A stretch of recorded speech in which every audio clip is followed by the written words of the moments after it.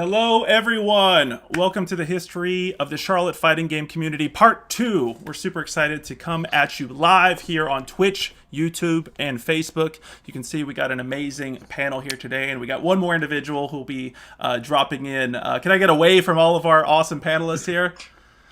And we have Josh Taylor, who many of you know, who has been on the program before when we had our conversation sponsored by Lowe's and Red Bull around custom game controllers. So he'll be jumping in here soon. Really excited about that. Let me bust out this footage also I have here on the side. Should have meant to do that earlier. Thank you all for tuning in. Really appreciate you. As you can see there, whether you're on YouTube, Facebook, or Twitch, we would love to hear your questions and comments. We try to keep these as interactive as possible. My name is Michael Zytkow. I'm the founder and executive director of Potions and Pixels. We're a nonprofit based in beautiful Charlotte, North Carolina, and we do a lot of things utilizing games for social impact, from workforce development projects. Oh, here we go. Josh is jumping in the building right here. Super excited to have him. Perfectly timed.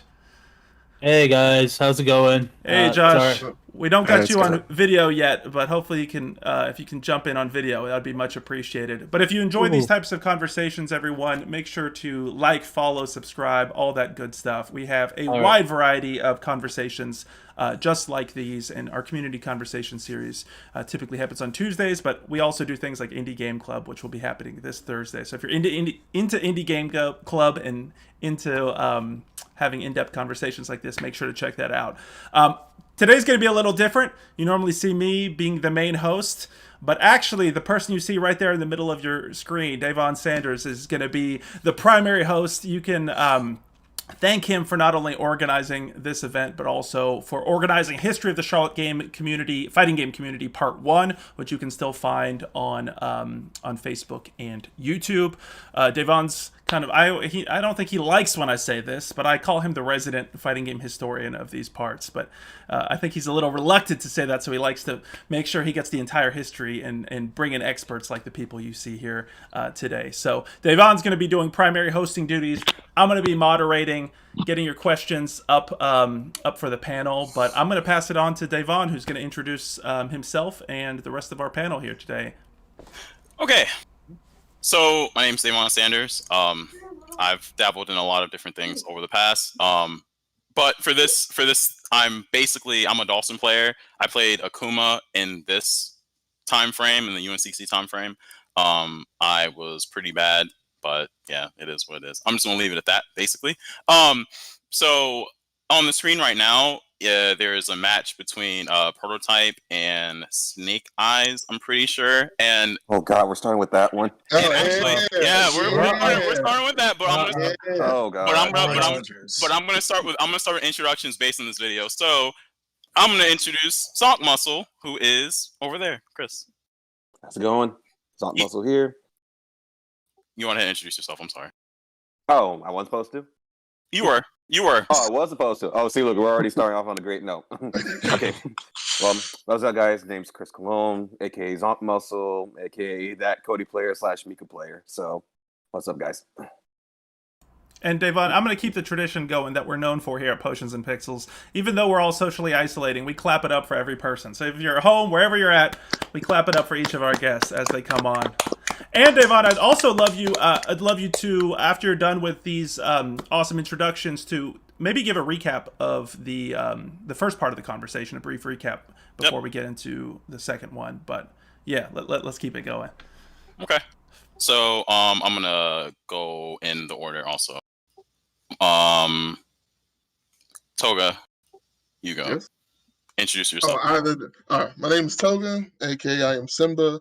I am the resident soccer player. I dabble around with fighters, of course. I'm a jack of all trades kind of guy when it comes to fighting games.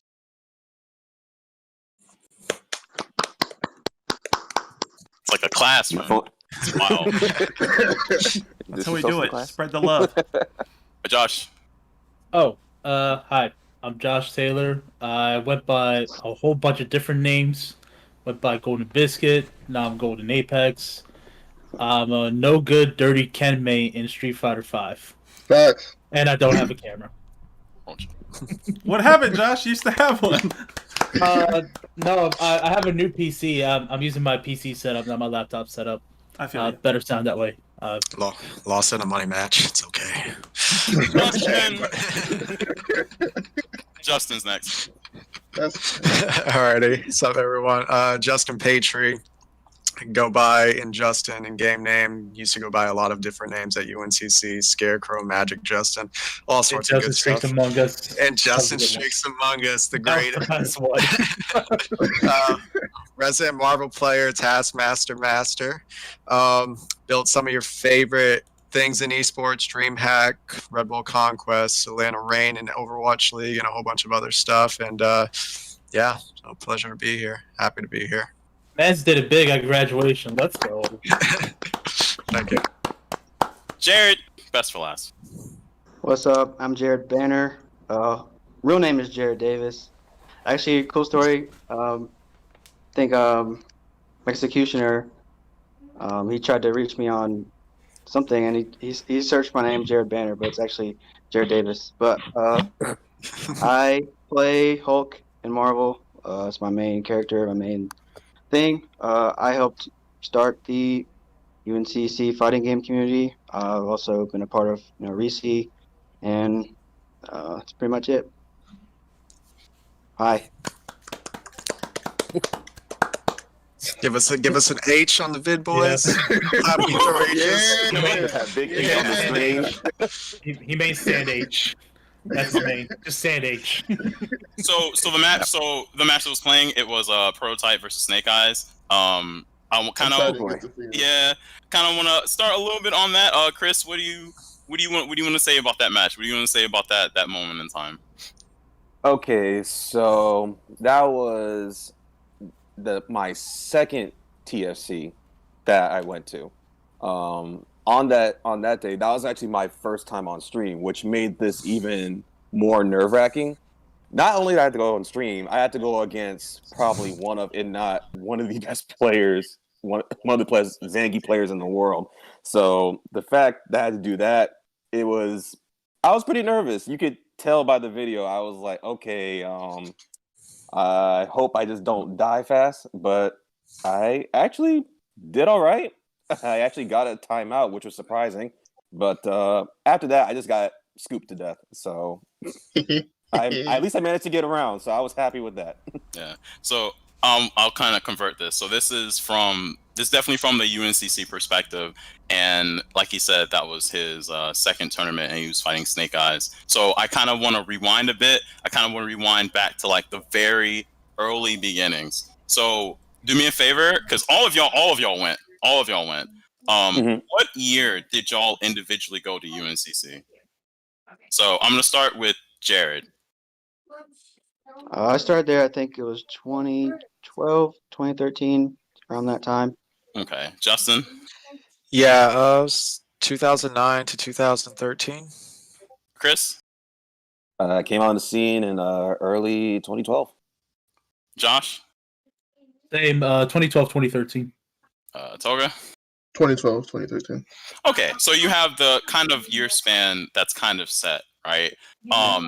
So kind of paint a picture of like the first time y'all dived into UNCC, because let's paint this picture as like a kind of like a timeline, right? Where would you say this started, like really started? Individually or as a group? Actually, individually is nice. Character arcs within, the anime arc. That's fine. So yeah. Actually, Chris, I'll start with you. Okay, so I'm originally from Jacksonville, North Carolina, which is about 4 hours away from Charlotte. So after high school, I did an application for UNC Charlotte, and I got in. So after community college, I went straight over here. And I got into this community because there's a guy by the name of Victor, aka Master V. He actually introduced me to it, and he showed me around. He showed me the union and everything. And then ever since then, I started going there more and more because a lot of people started playing fighting games. Because back in my hometown, we also had a community, but it was only with 7 people. Me, Victor, and then there were just like 4 other people, including a guy named Brandon, who was like an OG for all of us, who was in the early Street Fighter 2 days. So there was only 7 people, but then when I came over here, there was a lot more people that were invested in fighting games. So I was very interested to keep on coming up there and playing with everybody. That's cool. Damn, I should have messaged Victor too. I feel bad now. Damn, Victor Campbell. You should feel bad for him. Yeah. That's a message, man. That was Pour one like, out. you missed. He plays Doomsday. Don't feel bad for him. Yeah, I know, right? I mean, Jetson plays Death Stroke. He's not that much better. No, he got nerfed. He got the online we can't handle it hammer. It's okay. He was bad after the first 2 weeks. Okay. I'll go to Jared. Where did this start for you? So you want me to start, like, how far am I gonna go back? Like, do I start playing fighting games or like? So yeah, from a FGC standpoint, as far as like UNCC. Yeah. Just UNCC. Mm-hmm. Where did this start for you? Like as far as like coming out, even because you basically came up with, you grew up with the UNCC esports and you kind of like cultivated. Well, I started out Reese. Like that's how I kind of got into the Charlotte fighting community. I picked up Cross Tekken, sadly. Just kidding. And then I actually went to a tournament, GameStop tournament. And that was like my official, I guess, my first tournament. And actually, Josh Taylor was there. I don't think he remembers that, but we talked a little bit. Yeah. But look further down the line, I ended up looking up Reese, and I found Reese. Started going to their tournaments and events, and then eventually, I was going to UNCC. And I remember I was just chilling between classes. And I went to the Union, and I was like in Norms, I think it's called. Yeah, Norms. Mm-hmm. But like not the mezzanine. It was like the part below there. Yep. And I was just chilling. I could swear I kept hearing like the sound on Marvel, where like when you hit the F in the air, it goes. What was that? I was like, that can't be it. So I just kept on, and then eventually I was like, there's a whole nother room up there or something. So I went up there, and lo and behold, they were up there playing Marvel. So I just kind of jumped in, started playing, and I guess I just started going up there more often. And next thing I knew, I started seeing people from there also at Reese. One in particular was Sam. I kind of wish we had included him also. Yeah. Because he was actually the first person I was like, I'll admit, he was the first person that was like, hey, we should start a club, start a fighting game club. And, we would meet up there to like, just to play. And that's kind of how it started. Yeah. 2 strikes for me. I missed Victor and Sam. You're good. My fault, Jared. I didn't mean to cut you off. It's all good. Justin, Yeah, absolutely. So I'll nutshell my background in fighting games, and I'll get to the UNCC part, 'cause I think that was really interesting. I grew up old school. I from Fayetteville, North Carolina. Home of some really good ass threes.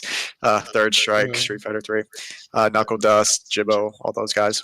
But yeah, I grew up in the arcade scene. I was playing Marvel 2 when I was younger in the roller rinks, and was just kind of an independent player who wasn't too aware of the competitive scene. I played vanilla Street Fighter 4 online, was really good at that when I was doing Gears of War competitively, and I ended up going to UNC Charlotte, and I really got into Marvel. And at that time, that's about when Mike Ross and Gutex, pour one out, were in the thralls of. You can pour one out. we're in the thralls of doing excellent adventures, right? And so, I was just this pad player learning about Marvel, just reminiscing and nostalgia, and was really getting into it. Ordered my first fight stick, had the swag and everything too, and I was out there one day getting lunch with a friend, and someone else that we missed that we should have invited, but our friend Justin Blakeney came up to me. Yeah, right. Is that the third one? That's the third. That's a trifecta. We're forming an exodia here of missed opportunities, but there's more story for next time. Yeah, so I'm just sitting out here by by the cafeteria area. I forget what they called it, like where the salsaritas and everything was. I was outside having lunch with a friend, and I had my Excellent Adventure shirt on, and he comes up to me. He's like, "Oh, you play fighting games?" And I'm like, "Yeah, I play some Marvel." And then from that, he kind of told me what they were doing over at the loft. So a couple of us get together, we play fighting games, and you should come check it out. And so from that, I got the time from him, and then I ended up going, meeting up, made friends with Jared, Sam, and everybody. and realized, we had a really good thing on our hands, and we wanted to make it a little bit more official and structure it out more. And it's kind of history from there. We'd started off as just pure happens chance and turned into family, and really a large step in collegiate esports in general. Long term. But we'll get to that. Yeah. Cool. Yeah, man, I'm gonna get bodied. Hey, Okay. Patry. It's okay. There's Alright, DLC. There's so I DLC got- to this video. So I got Chris, At least I not got on a Jared, disc. I got Chris, I got Jared, I got Justin, Toga. Okay, so I was at CP for a year or so. So I remember I met you from CP, and I was playing Cross Tekken and 4 at the time, and I was meh in 4, still kind of am, and I was really good at Cross Tekken, and then I just started playing people at CP, and I just beat everybody, yada yada yada, and then a year after that, don't do that. I transferred to UNCC, and then I met Jared, Justin. I think the semester I went there, I transferred there, and then I think a year or so later, I met Chris, and then met Josh and everyone, and then that's when we all started to play more. We played 4 a lot, saw a bunch of Marvel, and at the time I was just playing casually because I didn't know much about the scene like that, like the competitive side of it. And I think that's when I didn't go into a competitive tournament or setting till Reese, when it was at the Hilton near the university area. I think y'all remember that when Yeah, I sure think do. Tom Yep. was talking about Cross Tekken about Hachi, and then I think Josh tagged me in, he tagged me in a post mentioning me having a better Hachi, and he was like, "Yo, let's do a money match or exhibition, whatever." I was like, Man, I didn't want to. there's no instigator here. That's my I It didn't was want to do good. it. It was good. That's a good positive. One of my favorites. So I didn't want to do it at first, but then I was like, you know what? I'll do it. And then my laptop broke on me, and I had to buy a new one. And I told them like, yo, my I laptop just broke, and I need to get a new one. And they're like, oh, bro, Toga, really, bro? Really, bro? You just gonna do that? I was like, all right, I'll come there and I'll play anyways, right? So I come there and I play, and it's like, yo, I respect that for playing. He beat me like 3-0. I think it was 3-0, 2-0, something like that. He washed me. But that's how I got into it competitively. Josh, save best for last. Well, actually, my story is really not that exciting, to be honest. Not exciting as Togas or anything like that. It was just more of, I was always a fan of fighting games from the get-go. I've always liked playing fighting games. Wasn't really too aware of the whole competitive side, but I felt like, I could get into it. I think I just looked up like a tournament back in 2012, and I found Rizzi, and I think that's where I met Jared at that point as well. So that's pretty much like my first start into competitive fighting games. And went to school, went to CPCC, graduated from there. I went to UNCC around that time, and wasn't really quite. Well, I was kind of looking for people to kind of play or see if anybody was interested in fighting games at the time, and I kind of forgot how it happened, but I ended up, finding out about Norm's Loft. I guess I saw, hey, the pool hall, there's a whole floor upstairs that nobody really goes to. And then I saw it and I was like, wait, people are actually playing fighting games here. Oh, people play Street Fighter 4 here. Cool. Now I have something to do after class. And I've just pretty much been going ever since. That's how I met pretty much everybody that's in this room, well, in this chat right now, basically. So, and then from there, yeah, rest is history. Just playing fighting games, being bad at them, and instigating quite a few beefs at them. So I guess that was my specialty.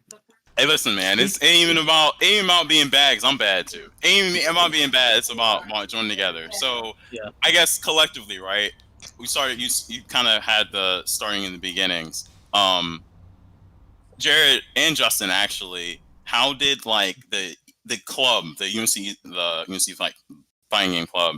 Like, I remember fight nights. I remember fighting Richard and his damn. I'm about to say Lei Wong. That's the wrong character. Fei Long. Taylon, there we go. Taylon. I remember fighting him, and I remember boy, fighting Taylon. Justin Blakeney's Sea Viper a few times. Oh. I think. Yeah. Nightmares. Yeah. I don't want Nightmares. to be there. Good times. So. No, says who? I mean, I personally had a good time. I don't know about y'all, but I had a good time. I had I a did terrible too. time. So Yeah, I was scared. kind of paint the scene kind of for the audience of like what that was specifically. Yeah, absolutely. So, I think like we already established, the beauty of how everything had started was pretty much pure happenstance for a number of us. A couple people happened to be playing. Jared came across it. Sam came across it. I happened to be eating lunch and wearing a shirt, and then I got put into the mix, and it slowly grew that way, and that was the beauty of it. And when it had got to a certain point, we had, I don't know how many people was it, Jared? It was like a couple dozen, at least. We had kids who Yeah, were 11. they were playing anime, we were playing Street Fighter, we were playing Marvel. Some people from the greater community started bleeding into everything, and we realized, we had a real opportunity to perhaps add a little bit more structure to it. At that time, collegiate esports wasn't really a thing. There are a few small radio groups out there, like at Chapel Hill and some of the larger schools, but they weren't anything too established. There was an MLG group at the university that had just got established with our friend Nick Ewing. And what we decided is like, okay, well, let's find a way to get this more support from the university. We had sports clubs. We were looking at events. We had local Rock'em Sock'em event series. Like, okay, let's find a way to work with them, to bring that in here, put it behind the university, and find some more support so we can get equipment, get monitors, and make this a bigger thing that it is to support everyone. And from that moment, we decided to start barking up the administrative tree. Jared and I taking on president, vice president roles, and really seeing what we needed to do to get that all established. And it was an uphill battle because it was a foreign concept to people. We had to go through the student government. We had to do what was it? We sat in on the chamber. We had to do a presentation. We had to go up to the officials. Had to Really do a constitution. Yeah. We had to forge a constitution over everything. We had to explain to them, what are these games? Why why are we asking for money for monitors and for consoles and controllers, and how's this even equate to sports? And that sort of thing. Because they had a really hard time to wrapping their head around, because this was like 2010, 2011. This was pretty early in terms of formative esports. And so it was like, what was it, final round 13, something around there, 16, I forget. But yeah, we went there. We had to explain to them, what are these large events? And it's like, yeah, there's a greater world out here where people are competing for a lot of money. It's hosted by these major companies, and really just kind of walk them through it, because it was a foreign concept. Not a lot of colleges had this sort of thing. And at the same time, we're also like forging an esports group that operated a little bit separately. At that time, FGC wasn't quite so synonymous with the greater whole of like Halo, Call of Duty, that sort of thing. And so we really endeavored toward that, and we got a lot of support there. And from that, we were able to develop the fight nights. We reached out to the community. We started working with Save Point Video Games. Shout out to Wilder and Jeff and everything that they do over there. Set up weekly tournaments, convince them to buy, some candy cabs and some Third Strike, get some really good ass threes going. Thank you. Of course, loved it, man. I loved it. And so the larger we grew, it became a force that they couldn't ignore. And we got more and more support over the years. Now, I don't want to hog the conversation. I want Jared, you want to put some perspective in this before I get too deep into the mix? I'm gonna jump in here real quick with a couple comments in the chat, because I want to make sure we have those in here. Sure. We were talking a bit about beef earlier, and it looks like Mexicutioner is trying to get that going here. He's saying, where did he say? I love how Tag 2 is playing, and like y'all suck at Tekken. Laugh my ass off. So maybe we can get a response to that. Also, we had some folks talking about Mercenary saying missed part 1. I dropped a link to part 1 in there. Anybody in the chat, if you got questions or comments, keep them coming, whether it's on Twitch, YouTube, or Facebook. We got it all right here, and we're going to keep bringing it. I'll bring it back to you guys.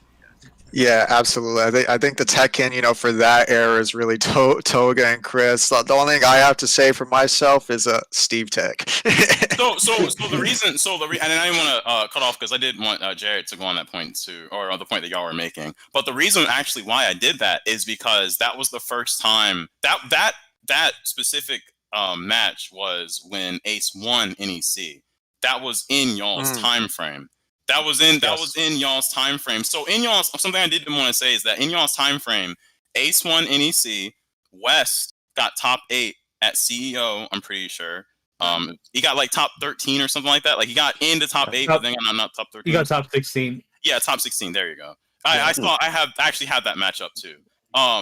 So, and not only that, I think Dollar got he got high up in Las Vegas Evo, I think, around that same time. He plays high in final round, high at TFC, high at Evo. Yeah. I top 5 the first ever dive kick tournament at CEO, which was my second tournament, which I was playing Injustice and got DQ'd to losers. And I had to go through like 400 something odd people just to lose to Justin Wong because I didn't know like the double button tech. But yeah, and I got mistaken for ESAM before ESPN. Yeah. I didn't know that. That's crazy. Yeah. James Chen butchered it. All white people look alike. It's okay. Hold on, he said he called you ESAM? Yeah. ESAM was not a household name at that point, and he was playing a busted ass character. He was playing the stream monster. If you put his feet on fire, the hitbox was just like his whole body, and then some. ESAM doesn't have your same color hair. He doesn't have your same. He didn't have hair. Yeah, he doesn't have hair now. He kind of did back then. That's wild. That's crazy. I don't know. If he puts on a hat, I can see it. If Justin put on a hat, it's funny story about ESAM. He came down to Charlotte. He still kind of did when Smash was going on. I've met him a few times actually. Yeah, so it was a really good era, and dive kick was great for us. I mean, Matt and Austin bodied everyone at TFC. Chris G, Justin Wong, we made Zubaz. Remember, he built the big box. Yeah, he did. That kick setup. Oh, that was fun. We made the worst characters so good they had to get nerfed. Yep. Yeah. So just for context, there was a game that came out. It was an indie game called Dive Kick. It was kind of a satire on fighting games, but it was also very intricate in mechanics. It's a 2-button fighting game. It's basically jump and kick, but the characters all had very different mechanics. There's one that's called Stream Monster. That's the most meme, or you don't know what he is, but he's basically a meme in itself. You got Jabali as a character who's a tournament organizer, CEO. So yeah, when Dive Kick came out, it's actually funny because that's actually one that I didn't look for. I didn't look for because I didn't have the handles, but I didn't ask around. So, but for that specific thing, that was they kind of blabbed the game up, but they came in and they won it. But Dive Kick's a very it's fundamentally at its core hard, but at easy execution, if that makes sense. It's not like you're pressing a bunch of buttons. It's just being very planned. Yeah, and it was one of those things. I think from that group, there was a lot of success that came out of it. When you look at Injustice 2, Smash, Anime, and everything, there are a lot of events that weren't as well documented, but we had people placed in top 8 all the time, beating top players, and it was real low key. And I mean, Toga and Chris got a lot of notoriety, especially on the Street Fighter side of things. For these final rounds and TFCs, and Jared was bodying people left and right. And Marvel. It was a really great time. Yeah, I really coalesced pretty strongongly. Yeah, so that's just the context of why I do have the Ace Unlimited NYC Fab tournament there, because it's showcasing that in that UNCC time frame, and there's other time frames where this happened too, but just specifically for this, that there were very kind of, at least definitely for me, it was kind of pivotal because I was watching tournaments, but I never saw anything happen. I never saw anyone NC really go that high. When you go to any tournament and y'all are, we're all squatted up and you're like, damn, we didn't make top 8. That was the thing to where I didn't go, but I saw it and I'm like, yo, that's crazy. West got top 16 and did his Sailor Moon entrance, and then I went to sleep immediately, you know. But he still, I actually have that match. I think he lost against Mike Ross, I think actually, and he won against I think someone named Lionheart. I think he's a borrow player from New York, I think. I don't remember. He's a Togaa player. He's a Togaa player from New York. Yes, Yeah. Lionheart, me and him kind of go back a little bit. He's a homie. But yeah, Okay. him beating West at the time was huge. New York came down heavy. Dominion, Stanford Kelly, and a lot of those guys, they were down there all the time for those Rock'em Sock'ems out of UNC Charlotte. Yeah.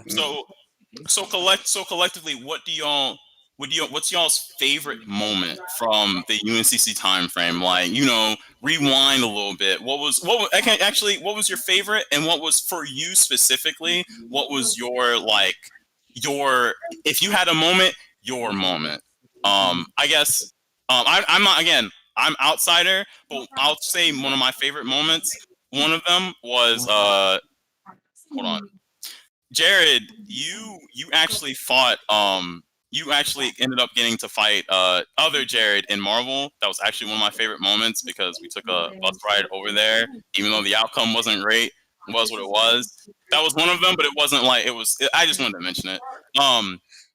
The other one, there is a match, and y'all can help me remember this, but there was a match between Toga and Chris. It was a 1st to 10, I think. It was kind of the first time y'all did it on stream at Arisi, but it was like while y'all were both in school. I'm pretty sure. Yeah. I remember that.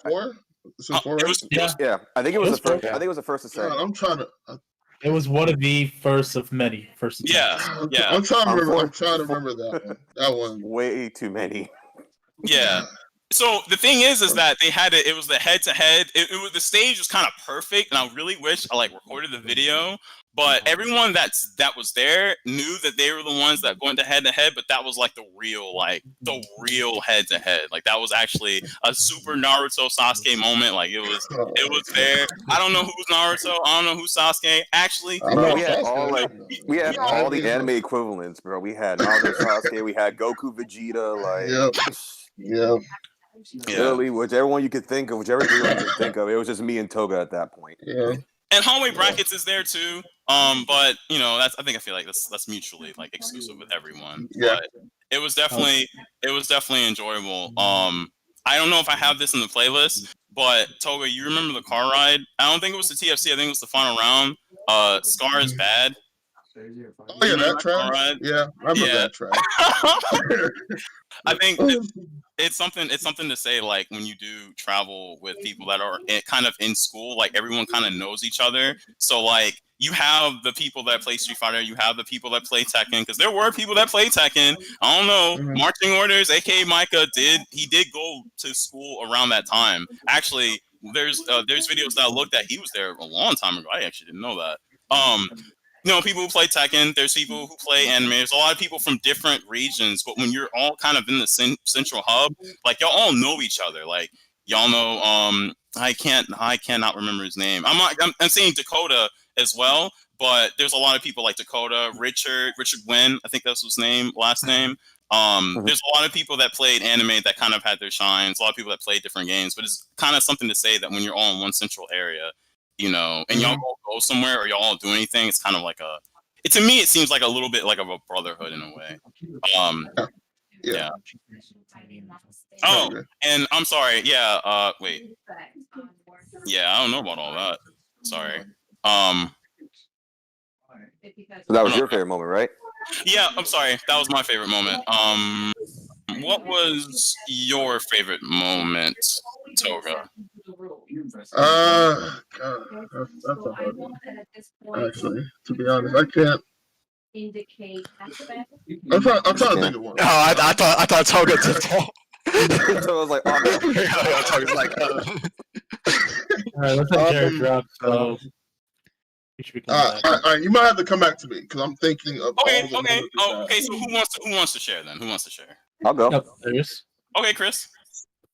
I gotta say, my favorite UNCC moment had to be when I fought Wes in Winners Finals at one UNCC Fight Night. Oh, and I didn't know this was happening behind me, but apparently while I was fighting Wes, a lot of people were cheering for me, and it got to the point where they literally had their hands up in a spirit bomb formation, where they literally gave all their energy to me just so I could beat Wes. Because I never beat Ben before that. I had never beat Wes before, like ever.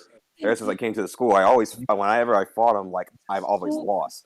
So that one time in that tournament, winners finals, I actually won for the first time ever.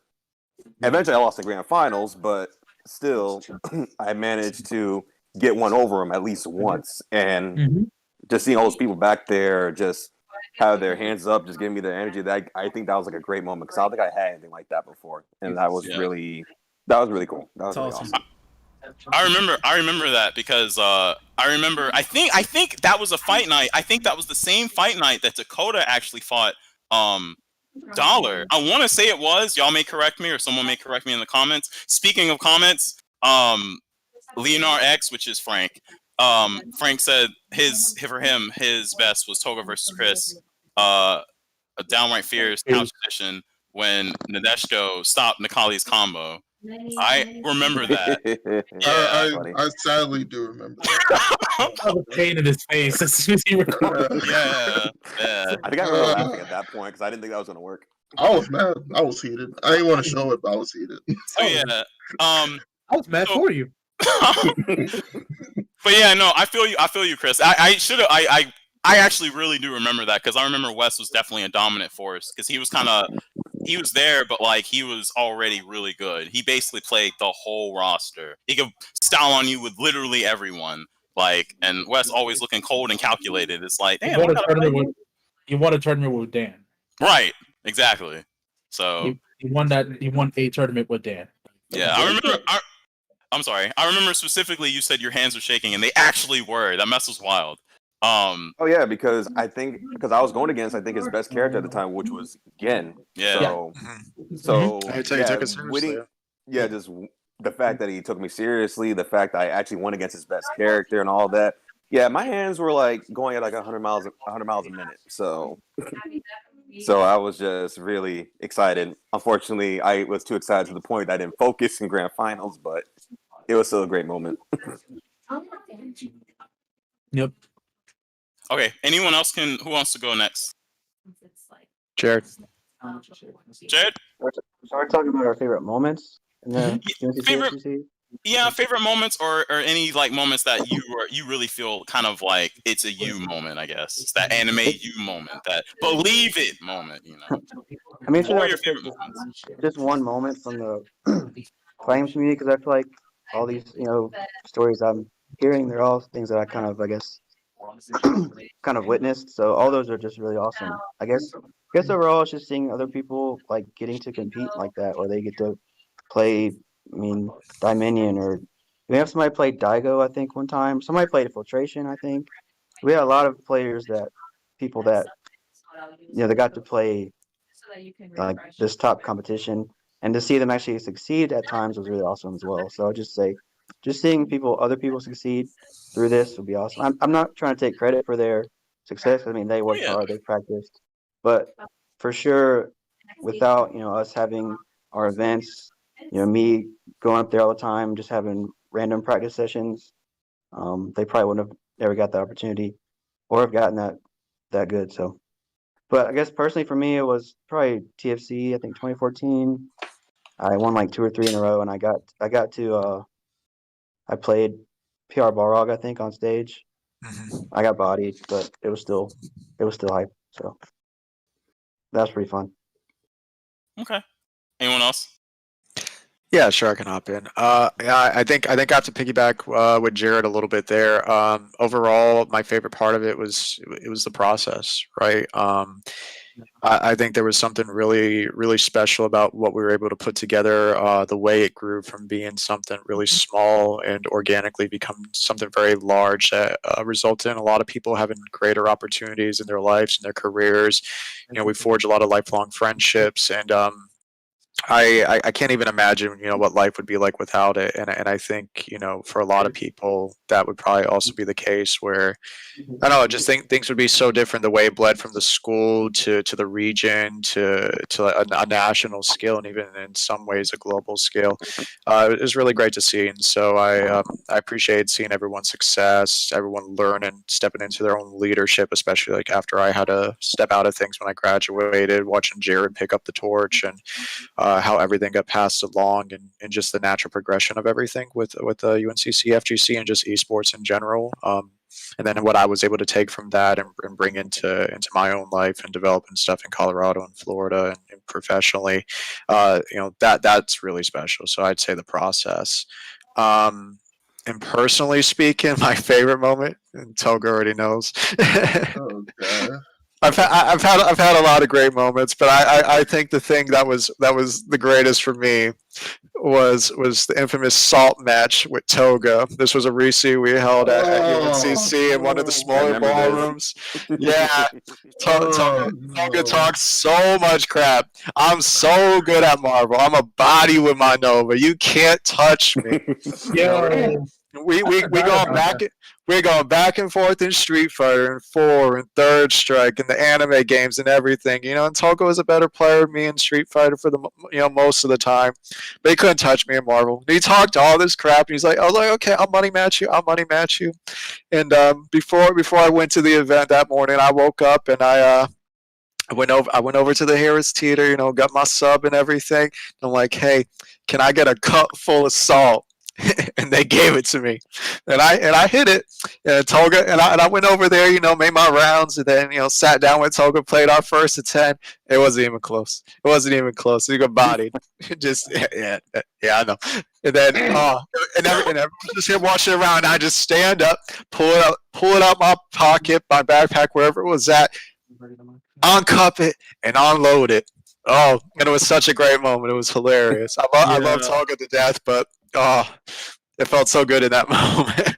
That was my personal favorite. That was delicious. I'm kind of hurt you brought that back. The Morgans is always good, baby. Especially it's the Marvel. Oh, it's all right. You good now? You got your favorite? All right. So, I will say. So I have two moments. My first is the final round run I had at Cross Tekken. Because at that time I had probably the hardest bracket at that event. They kind of got you on that. They Infiltration, Wolf Chrome. There was a couple. Ricky Ortiz, he got all the West Coast and the international players. He had to do it the hard way. Man, good luck. You don't need it. So at that, I was when I looked at the bracket, because normally when you register for a tournament, I think a week and a half before the tournament happens, they have the bracket. And you go get to see what pool you're in, whatever. So I saw it. I was like, oh, you got Infiltration. I'm like, damn, I got Infiltration. So all I did for that week was just look at his matches. So I was thinking I'll have to fight him at some point. And then that day happened, I had to play him. I was hella nervous. Just nervous. I was like, I don't know what I'm going to do. I don't know if he does this, how do I react with that? And so when I play him on stream, he beats me 2-0, right? And I'm in losers. I'm like, damn, I'm really about to go 0-2. And then I just washed everybody. I beat Broly Legs. I beat some other people. And then I was in losers finals for my pool, and I had to fight Wolf Chrome. And sadly, I lost. But I think I got ninth. I got ninth. I had 100 plus people at that tournament. So I thought that was really good for me. And then the commentator was hyping me up. So I thought that was good. Yeah, true final round fashion. That bracket got switched up at the last minute. Little floating. We were all working that event while playing in it. And speaking of that, I have another. I'll tell you another story about that. Oh, we got stories about final round. And then my second favorite moment was. It was actually probably the match me and Chris had at the 4th Down and Fierce when I was down 2-0. Because I think at that time I had a streak. I won what was it? I won 3 tournaments straight. You won a lot. You were winning. You were winning them. So at that time, Chris was the underdog at that time, and everyone knew how much I hated Mika at that time. Like I despised the character. I complained about that character. More than Ken. Yeah. So when he was up, so he beat me 2-0, and I was heated. I was like, bruh, I'm not gonna lose like this. And I was down 2-0, and then I got some advice. It's like, yo, you need to do this, that, and then like my brain like switched, and then I came back and won 3-2. Then I lost in grand finals, but I don't care about that. But I just thought that comeback from being down 2-0 was something, because I'm not really good at coming back from behind. So like if I'm down, I'm more than likely gonna lose. So for me to do that, I thought that was a good moment for me.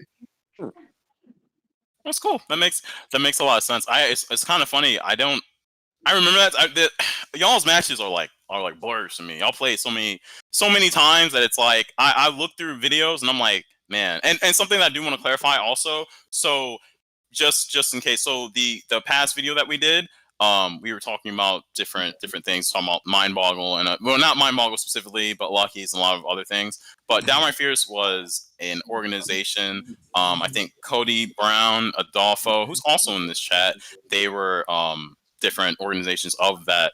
They were different people in that organization, and they held tournaments just to paint a scene. But basically, there was kind of like this weird era where there was different people that had different tournaments locally in the area. They were one of them. Reese was one of them. They were kind of at the time main players until kind of Kyobi came and a few others. A lot of different aspects of that. But kind of in the UNCC scene, there was this weird point where like Togaa was winning, you know, the Dark Ages. No, I'm kidding. But I'm kidding. But like, it was a time when like these people that came from UNCC, because like Togaa said earlier, Togaa says he was trash, right? Like he was bad. Everyone kind of He was bad. Yeah, he was bad. Thank you. I said back then, you know, I said back then, No, you know, you said I Got was that trash. big and cap that's on his fine, head right? right now. I mean, back in the day. I'm talking about before you went to UNCC, when you were playing third strike with Moreland, like back then. Yeah. So back then, you know, he was in that form, but then, you know, you go in UNCC, you get into like a concentrated area a bit more, and you're able to really thrive and really compete. And then, like he just said, he ended up, you know, getting, you said like top 8 out of 100 people. Everyone's had their respective accomplishments, but it's kind of amazing to see that growth, because if you look at it, that growth was in like, I think 3 years, 2 years, if that. Yeah. So, and I mean, because all of y'all really. So y'all definitely came a long way. It's kind of nice to see. And at that time, that was kind of where like there was other events to go to, and that was when both of y'all really ended up shining and ended up doing respectively good in respective events. It was actually a really nice thing to see. I just wanted to say that. Sorry, I'm not gonna get on. I mean, I have to be honest, I have to shout out Justin, because he was actually the guy that got me to my first major. I remember TFC. I wanted to go, but at the time my parents was like very like skeptical about it. They were like, I don't know, you should go. So he came to my place and talked to my mom about it, and was like, it's gonna be okay. It's gonna be a good time. Nothing's crazy is gonna happen. And then we rode together to the first TFC. That's and then cool. He threw the cursed monkey at the passenger seat, and the tire blew on the way to the event. That was not my fault. That was your fault. You got my god. So this scene, what exactly happened? Break it down a little bit. So after we got the permission to like go to the terminal, whatever, I think we went back to campus to get some stuff, and I think Justin saw a pink monkey somewhere, right? I forgot where you saw it, but you saw a pink monkey, and you took it with you into the car. And we're driving, we're getting to the destination, and then as we drive there, the tire pops. And then he blames me for it. And then so Togaa had this thing, you know, we're driving from Charlotte to Raleigh, and we're almost there. We're like 20, 30 minutes out. And he's, you know, Togaa being Togaa, he's talking to all this crowd to whoever's in the car. And he just tosses this thing. We're like, oh yeah, things are going great, or whatever. And then, you know, Togaa tosses this monkey. We're like, that thing's probably like bad luck, like earlier in the day. And he tosses it toward the back seat. And on that side, like not even not even like 3 minutes later, like we hear this sound, like tire gets stripped from the inside. We had to pull over. It was a whole thing. And it was like hours of getting it fixed before we could even get to the event venue. So it was just this rich piece of irony after we spent all this time convincing his parents that he could go, like why it was okay and what it was gonna be like. And it was good. It was a great first start. Oh look, it's Toga's match right now. Hayashi. Oh, turn this track off. this is I think Where'd you find this? On your channel. Oh, actually, no, I didn't find it on your channel. Hey, listen, I have my ways. I have my ways. You're a Nardwar? We just have to do? Yeah, dude. That's what I'm saying. Cody. I have my ways. Yeah. You turning tournament matches? What you doing? No, listen, I found my ways. I found the footage. I found footage, you know. I don't even know who played Cody Hayashi. Yeah, there's no sound. But I'm pretty sure this was either you had a round robin, and I think it was the one like Jibbo was in. You got third. I don't know if this was it. Oh, if that's the case, I'm salty, right? Because, all right, see, now you got me upset thinking about it. You made it hot. No, you're not salty. No, here's the thing. So the dude that did the tournament, right? He doesn't tell me until the end of the tournament that it was winner take all. He didn't say anything about that. I thought it was like top 2 maybe get something or whatever. And he didn't say anything. And then he made me fight Jibbo first. I was super mad. Now, he literally said, "Hey Toga, I think you could beat Jibbo, so you should fight him first." Then he washed me. I'm so mad. Now I don't know if this was it or you fought. Now on the one that you were talking about where you fought Infiltration first, that was I think there was Lord Williams or something like that. I don't remember his actual IGN, but I think he had a Vega on his team or something like that. I don't remember. Maybe it wasn't a Vega. Yeah, I'm looking kind of free right now. Okay, so on that subject, I guess. So you talked about your favorite moments or whatever. So so as far as I'm sorry, I'm watching the match right now. I'm getting kind of upset. So as far as like what was your when I say your pop premier tournament, what was the tournament that these are your favorite moments, you had it earlier, but what was the tournament that was like most memorable for you? Tournament specifically. So there's moments like car rides and stuff, but what tournament was specifically memorable for you? And what like it doesn't have to be like I went undefeated. It could be like a conversation, like hallway brackets. Toga, you literally documented like you and a lot of other people really documented TFC. It's actually wild. I can't believe y'all did that. Y'all are wild. But like, what is y'all's kind of respective favorite moments? Actually, you know what? Did all of y'all go to TFC? Yeah. Yeah, we went a few. It depends on which one you're talking about, because I went to 2 of them. Well, the first one. Well, we helped build all of that because we took working with the club, and we went to it was like final round 2013, I think, something like that. Was like all of our first majors, and we did grunt work with the brackets and everything. And over the years, we slowly elevated up in the echelons of the staffing for that, and so we actually kind of helped put a lot of that together. So we were all there. The club was there pretty heavily, and a lot of the people. So yeah. For that and final round, that was like every year until like, I don't know, like 2016, 2017, where we all kind of like bowed out of it. Yeah. Because I guess I'm trying to pinpoint like, for me, there was 2 times I went with UNCC. There was one time I went with Toga. I think it was Toga and Franco. I think that was final round. And then there was another time. That was TFC. Oh, CFC? Okay. Maybe final round was the one I was thinking. I went with, I think, Jordan. He had a diver's cap. And I went with Richard Wynn. And I want to say I went with someone else, but I can't remember who the other person was in the car. It might have actually been little Xavier, but I don't think it was. For some reason, I can't remember who the fourth person was in the car. But all that to say, what was your favorite tournament? It could be CEO. It could have been like, what was your favorite, like that favorite tournament for each of y'all? For each of us? Yeah. I would say definitely a final round. I guess 2013, the first one we all went to, where we all. I feel like that was the biggest group we had. We took, say, Yeah. 15, 20 people. It seemed like we had 4 or 5 rooms. I don't Yeah, know we how had passenger Oh, vans, man. everything. I don't know how we fit them all into those hotels, but we did. We didn't. We tried to get the There's a vans, will, but there's a way. we just had, Mm. everybody just kind of carpooled. Oh, We yeah. made it down Yeah. there. And just Sleeping under desk.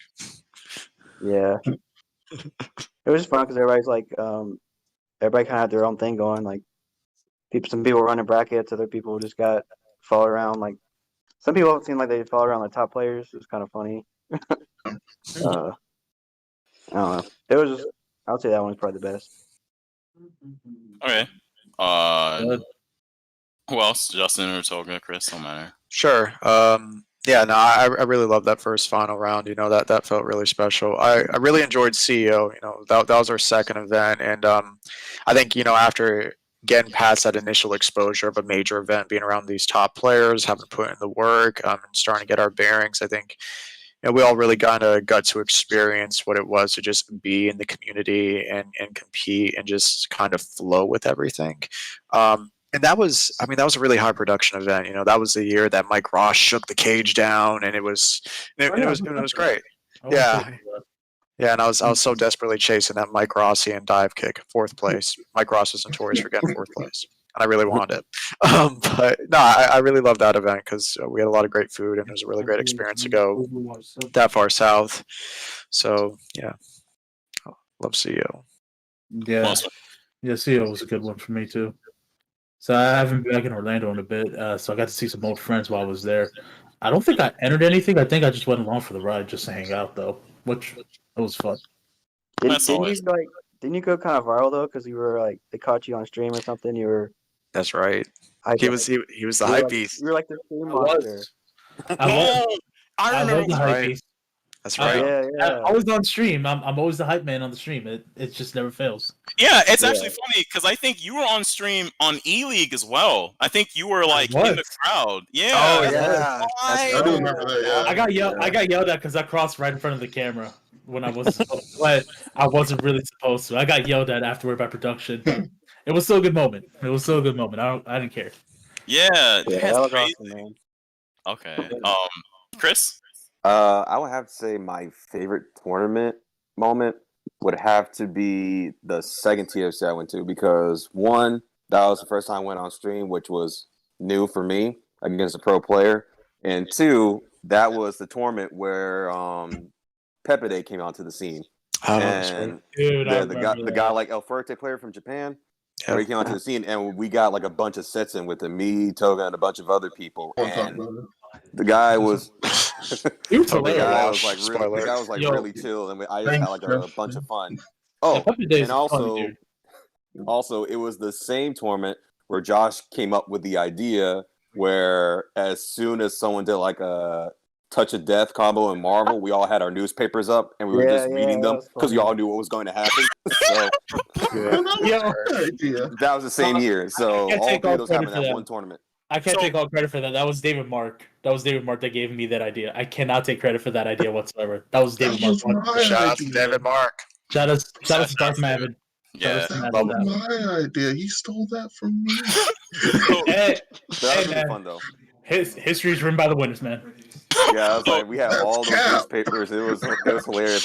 Like a lot of other people were getting into. Some people were like literally just going out and getting their own newspapers and joining in too. That's fun. Wild. I didn't know that happened at all. Guys, for those in the audience that aren't familiar with all these tournaments you guys are mentioning, TFC, CO, all of them, can you guys give like a little bit of a background as to like, where they're located, kind of the importance they have in the fighting game community, that sort of thing? I can do that. Sure. So, final round is the premier tournament in Atlanta, Georgia. It was actually historically the first tournament to do console tournaments as opposed to arcades back in the day. So it was the first actual console tournament. So that is Atlanta, Georgia. They've been going on for 21, 22 before COVID happened. Shin Blanca and Big E. Yep. Well, it's mostly Shin Blanca and his crew. Big E is Northeast. But it's mostly Shin Blanca on that one. CEO is in Orlando, Florida. It's ran by Alex Bailey. He just wanted to do, a better tournament than what was out there at the time. And And historically, they're kind of by comparison, a newer tournament at that time. But after the first tournament, they just basically brought more, and it expanded more and more until CO 2020, where we actually got like a legitimate wrestling wrestling promotion to do a collaboration with them. So shout out to Mend on that one. And the Fall Classic, basically our baby. That's what for lack of a better word, it's our baby. It's basically our tournament. It's in Raleigh, North Carolina. That one was ran initially by 3 people. It was ran by Shin Blanca, Big E, and Li Joe. Now I think it's just Big E running that tournament mostly. That was a tournament that basically brought most of North Carolina out because that was like our first legit major that we got. It kind of devolved and evolved into a different path than what most people wanted, but it's still home, and that's the tournament that we call home at this point. Yeah, and I think a big part of the Fall Classic being placed there again was from the work that we had started with UNC Charlotte and how it migrated to Atlanta and their desire, Big E and Shin Blanca to have something that bridged basically the Deep South and the Northeast with New York and Atlanta because those scenes were so thriving, and they decided that it was a good home to do it close to where we were at because of what we had been able to build, and as well as the guys in Raleigh, the Tearless Heroes group over there. Yeah, shout out to them. Shout outs to Matt and Isaiah for sure. James Garcia. Garcia. And something to note too, because there's a lot of footage of a lot of stuff like everywhere, like matches and tournaments wise. People like Joel, Conrad, aka Con Rizzle from Greensboro, all of them, they've been down here. God, the Rufus. Yeah, hey, you know about it. They've been down here like playing like tournament wise for a long time. Like, a lot of the videos that I was looking at, they were like 8, 9 years old, and I'm like, I mean, it is like retrospect that was back then, but it's more of a thing to where you look at that and you're like, man, that's crazy. They were there, like they were also there in the beginning. Even Isaiah, Matt, like all of them were here super early. There's videos where they were here. I see Classic 6. I'm like, Classic 6? What game is this? This isn't 5, because that's where honestly where I know him from. And same thing for Isaiah. It's like because I played Street Fighter 4, but when I played 4, I didn't pay attention to really other scenes like that until much later. And by then 5 was coming out already. So it's more of a thing to where, like, I think for me specifically, going to TFC and going to Final Round really did open up a lot for me. But at the same time, it didn't really click for me really until 5. 4 was like kind of enjoying the atmosphere, enjoying seeing Toga get bodied or winning, whichever one's there. But it just, I don't know, things evolve and things change. But no, sorry. One thing to say about the tournaments also is that we keep saying like our first or second. These are like annual tournaments. Like I think every March or so they do Final Round. September was TFC. Or the Fall Classic in Raleigh. CO is always in June or July. Yeah. And when we say major, that means it's like a tournament that attracts. Usually, what happens is a lot of like Capcom will have like they'll say this is a place where you can qualify for their major tournament. So it would attract people from all over the world, Japan, Korea, all come to Atlanta to CO. So that's why they were pretty. It was like we really want to go to these events because this is where the competition is, and not only that, but there's hundreds of thousands of people to play. I mean, you can play casuals. There'd be people in their rooms playing. I mean, it was always a good time. So I definitely say the tournaments like those were really beneficial, I think, into our growth, into people getting better, and just building that camaraderie too. Because we had to travel there, drive back and forth. We wanted to eat together, stuff like that. Shouts to Spondovitz. Oh, Spondovitz play. The stories. What's Spondovitz? Okay. Spondovitz was like a seafood restaurant. It was like right across the street from the Hilton where the venue was. For Final Round, you had to like walk across the highway to get there. Oh yeah. When that was closed. When that was closed, you go to the what was it, the Landmark Diner? Yeah. 24/7, get some pancakes. Yeah. Those were Landmark Diner. Man, Landmark Diner was ridiculous. But yeah, Spondovitz. I've never been inside. so I don't know. So as a secondhand person, I don't know any of the real stories that happened there. All I know is Sam got kicked out. Damn, That's the story. That's all I know. Sam got kicked out. Sam got He- kicked out for something. He did some nonsense. Yeah. Yeah, little ignorance, a little major Yeah. fun. 3-4 in the morning. You Yeah. have Yeah. a few drinks, but that was a great time though. I mean, I remember the first time we went there, we had a really long table of like 20 some odd people, and it was just a moment where we got to connect with each other and breathe in like that. We were slowly becoming part of something bigger. So absolutely. And I think it's definitely something good to know. What is the restaurant of choice? So let's rewind it a bit. Y'all are norms, playing, laughing at Toga, Def Jam's happening, whatever. What's the move food wise right after? Where are y'all gonna go to get food right after? Ooh, we had a few places. So US Subs was a great place we went to from time to time. It's closed now. Rest in peace. There was the sushi place. I forget what it's called. It was right by Save Point. You remember, Jared? Bento. Bento. Bento box. Yeah. Yeah. Bento's.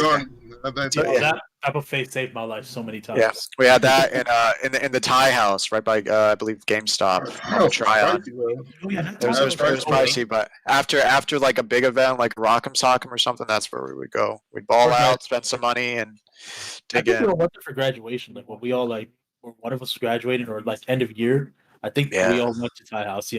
Thai house was OD as well. Yeah, it was great. And unless it was like 3 or 4 in the morning, in which case I think the Wendy's was still open downstairs, and it was always junk food. But Yeah, because I don't think cookout was really a thing. It was the thing later, I think, right? I may be wrong. Yeah, I may be yeah, wrong. we did. Depending on the day, sometimes we went to cookout as well, but it was often convenience over like driving around. But yeah. Oh, that's actually really cool. It's kind of weird to hear Landmark again, because Landmark is where everybody goes now when there is a tournament. And I'm like, where did this come from? Where did this tradition come from? Why are we here in Landmark? I don't understand. It's the one in University. I never understood that. Yeah. Hurricane and Leonhardt says shout out to Hurricane Andrew. Oh, it's the actual hurricane, right? Knocking out the Power TFC 2016 and introducing hallway brackets. Yeah. Want to talk about the Hall Classic? Yeah, Toga won as classic. Toga won as king of the hallway. Okay, so respectively, where were y'all in the hallway brackets, the hallway classic? Where were y'all? In the dark. I wasn't asleep. Actually, hold on. Mike, there should be a video in the playlist that is Toga's video. I took it from him. I'm sorry, Toga. Do you want to? Hey, we don't have to play it. You can play it. There's, Okay. I see him. The TFC 2016 presents No Power Part 1. That's Yep. him. Yeah. Give me 1 second. I'll have that right up. Oh man. We'll have All an I extra can hour of remember content. We get is bodied. being in the little restaurant they have there. Don't do that. That was called the restaurant they have there, and there was the lights were all out, and they were bringing up. us like chips to try and make us like not. I guess.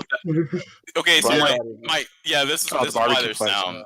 Yeah, because you're not gonna know anything because it's dark. Like that's why the sound is. All right, give me 1 second here to get that going.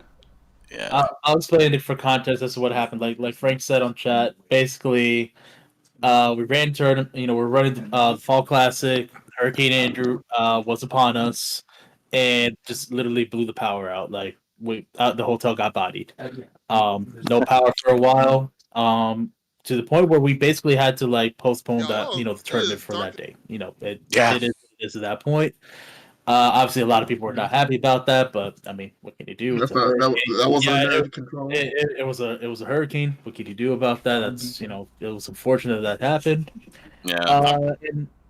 It's a logistics nightmare from the event running side. That sounds bro, insane. I remember I was stressing for that, because I was running brackets at that point. Oh yeah. We were sitting there trying to orchestrate it, and it's like there was a point where like some rooms had power but barely, and then like a whole section, like the arcade section, like the whole west wing was just knocked out, and we kind of ended up having to call I think they were on a generator or something. Yeah. And so they still had power in like the hallways. Like come out the elevator and there's like the little mirror or whatever Yeah. and stuff right there when you come off, and then there's outlets right there. So next thing you know, everybody started plugging in their setups into those outlets. Boom, melty And blood. That's where That's That's awesome. the cool. that's why it's called the Hall Classic or whatever hallway brackets, because we started running tournaments right there in the hallway. I love that. I got audio right now. I'll play it for y'all. Okay, cool. Oh, Yeah. Yeah, so I think it's super. It's not that it's blurry. It's just that like you said, it's dark. What I remember is that when the power goes out for me, I just go to sleep. Like I'm not with all that, you know. I'm just gonna go to sleep. But I woke up and we had pizza like everywhere. All I see is a bunch of random people coming in the room getting pizza. I'm like, who the hell are these people? What's going on? And I see that it's dark, and I'm looking around and I'm like, what is going on here? And I see so many people, and that's all that is. It's funny. So Silent E is also someone who's kind of been around Charlotte a good bit. And I'm mentioning this. I also met Black Moon Rising here, ironically enough. But because he was playing DOA. So when we were walking around, right? Like it's really strange. It's really strange. I had these weird like Pokemon encounters with people. I had a Pokemon encounter with Silent E because we were just walking. We were trying to figure out where to go. You know, somebody was trying to use Flash to kind of see where it's going. I saw Silent E and I'm like, oh, he's got Flash. I'm just gonna follow him. And we were talking or whatever. But yeah, no, it was really strange. Like. It was hype. It was hype. I just forgot about the hurricane for a bit. I was just like, there's no power. Everybody's hype.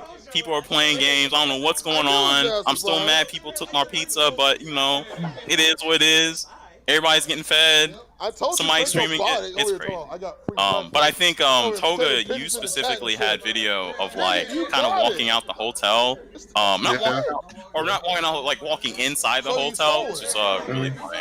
I think this is Toga, is that you right there on the audio? Oh, you can't. I can't hear it. You guys can't hear that? No. Nah. I can hear it. Yeah, that's me. I think that's me. It should be coming through. The whole Yeah, I time. can. I checked the stream. I can hear it. Okay. Oh, I don't. I have the stream muted. That's probably why. Yeah. Okay. Yeah, Let me see. Victor went 2-1. Jacob's out. Yeah. Power off. Yep, Turn I hear off. I was saying some stuff. I don't know what I was saying. Hey, Leon Hart is on Twitch. Unfortunately, I gotta fix our link, like our bot blocking links. So if it's blocking you right there, maybe write it a different way. You know, like the .coms, like write it out or something. We can get that on there, or you can send it to me. Okay. Yeah. I can drop those links in here. Yeah, I changed my audio a bit. Let us know in the. We got 2 streams of audio happening right here, so hopefully you guys can still hear everything okay. If you can't, let me know and I can make some adjustments. Yeah, I can hear it. Also someone who also documented. So I should have. Frank's smart. So there's a lot of footage that Frank has, and I kind of scour his Facebook page to see where it is. And then I look and I'm like, oh, he's got an actual YouTube channel. He's uploaded a good bit of stuff in there. It's actually kind of wild. If you ever want to reminisce, go to his channel. Like, Frank, that's crazy. Can you send those to me? If you drop those to me on YouTube right now, I can drop them in the chat. We're on an adventure. Yeah, so it's kind of wild. That's actually what I was talking about. It's the fact that there was like different perspectives on it. It's kind of cool. Yeah. Got top 16 somehow. This video wasn't that long. Oh no, sorry. And I think you got one more after this as well. Yeah, the next one. Yeah, the next one. No, he's pretty short. Toga's a damn journalist documenting. But it's cool. It's cool though that you did document. Honestly. Toga was doing his best to grow his YouTube channel. The Alpha Gamer Fan 123. Why we do this? Why we do this? Bro, because you were out here. 2021. We're trying to move forward. You know, you don't bring up that name. Because you were out here growing your YouTube channel before Google. I mean, you could have just said I am Simba. That's the name I go with. You know, that name is cursed, and you know, should be put in the box and burn the box. That name doesn't exist anymore. I don't know what that is. That was your channel back then. I mean, come on, I watched your videos. This seems really wild. How many guys? I mean, how many folks you guys think were participating in this At hallway? TFT? Well, specifically in the hallway brackets. Oh, bro. Like, Let me tell you, it was enough people to the point where I was considering entering and upon me hitting the corner of the hallway, the stench hit me first. That I immediately reconsidered. There was that many people. Like, it was that Well, many a people few, that a few, were a few like, hundred. "Yo, Yeah. I'm going." I was like, "Nah, I'm not about this. I'm just gonna go to my room." Yeah, I it was a lot of people. It was a lot of people because you gotta understand, like these events, they pull hundreds and thousands of people, and we're all usually in the same room. So one thing I specifically remember when the power cut on, I remember I was eating with someone. I don't remember who it was. I was eating beside someone. It might have been who was it? I don't remember who it was. I just remember Shadow Ace running down the hallway saying "Power! Power!" He ran down the damn hallway saying that. I'm like, wow, this is wild. What is going on here? This is crazy. Yeah, I Wow. think that event, it being its first time, it was around somewhere between 2,000 to 3,000 participants. So there were at least several hundred people playing in the hallways at that That's time. amazing. Yeah. Yeah. There was different floors, and in the other video that we did, I did touch about that, because Dwight was on it, and he did a lot. He actually got one of those hashtags trending. But yeah, there was a thing where there was a lot of floors that had different people playing games. One of the floors had Blaze Blue. There was another floor, I think, that may have been playing Tekken. No, there was a DOA floor because I think I was with some of the DOA guys or whatever at one point. But yeah, it was kind of wild, actually. It's not something that you would think would happen in a hurricane, you know. But Well, I get to see Chris lose to Snake Eyes. I'm gonna watch this. it looped back. It looped back. I was trying Yeah, to. he was. Hey You know what I man, mean? as soon as I got that first timeout, I think I'm not gonna say Well, he got upset, but I think he's like, "Oh, you think you're good? Huh? Here, let me scoop you 3 times Listen, PD real quick." I'm Listen, like, "Oh, okay." you did better than me. My match with Haitani will scar me forever. The thing is that I got a timeout, but I timed myself out.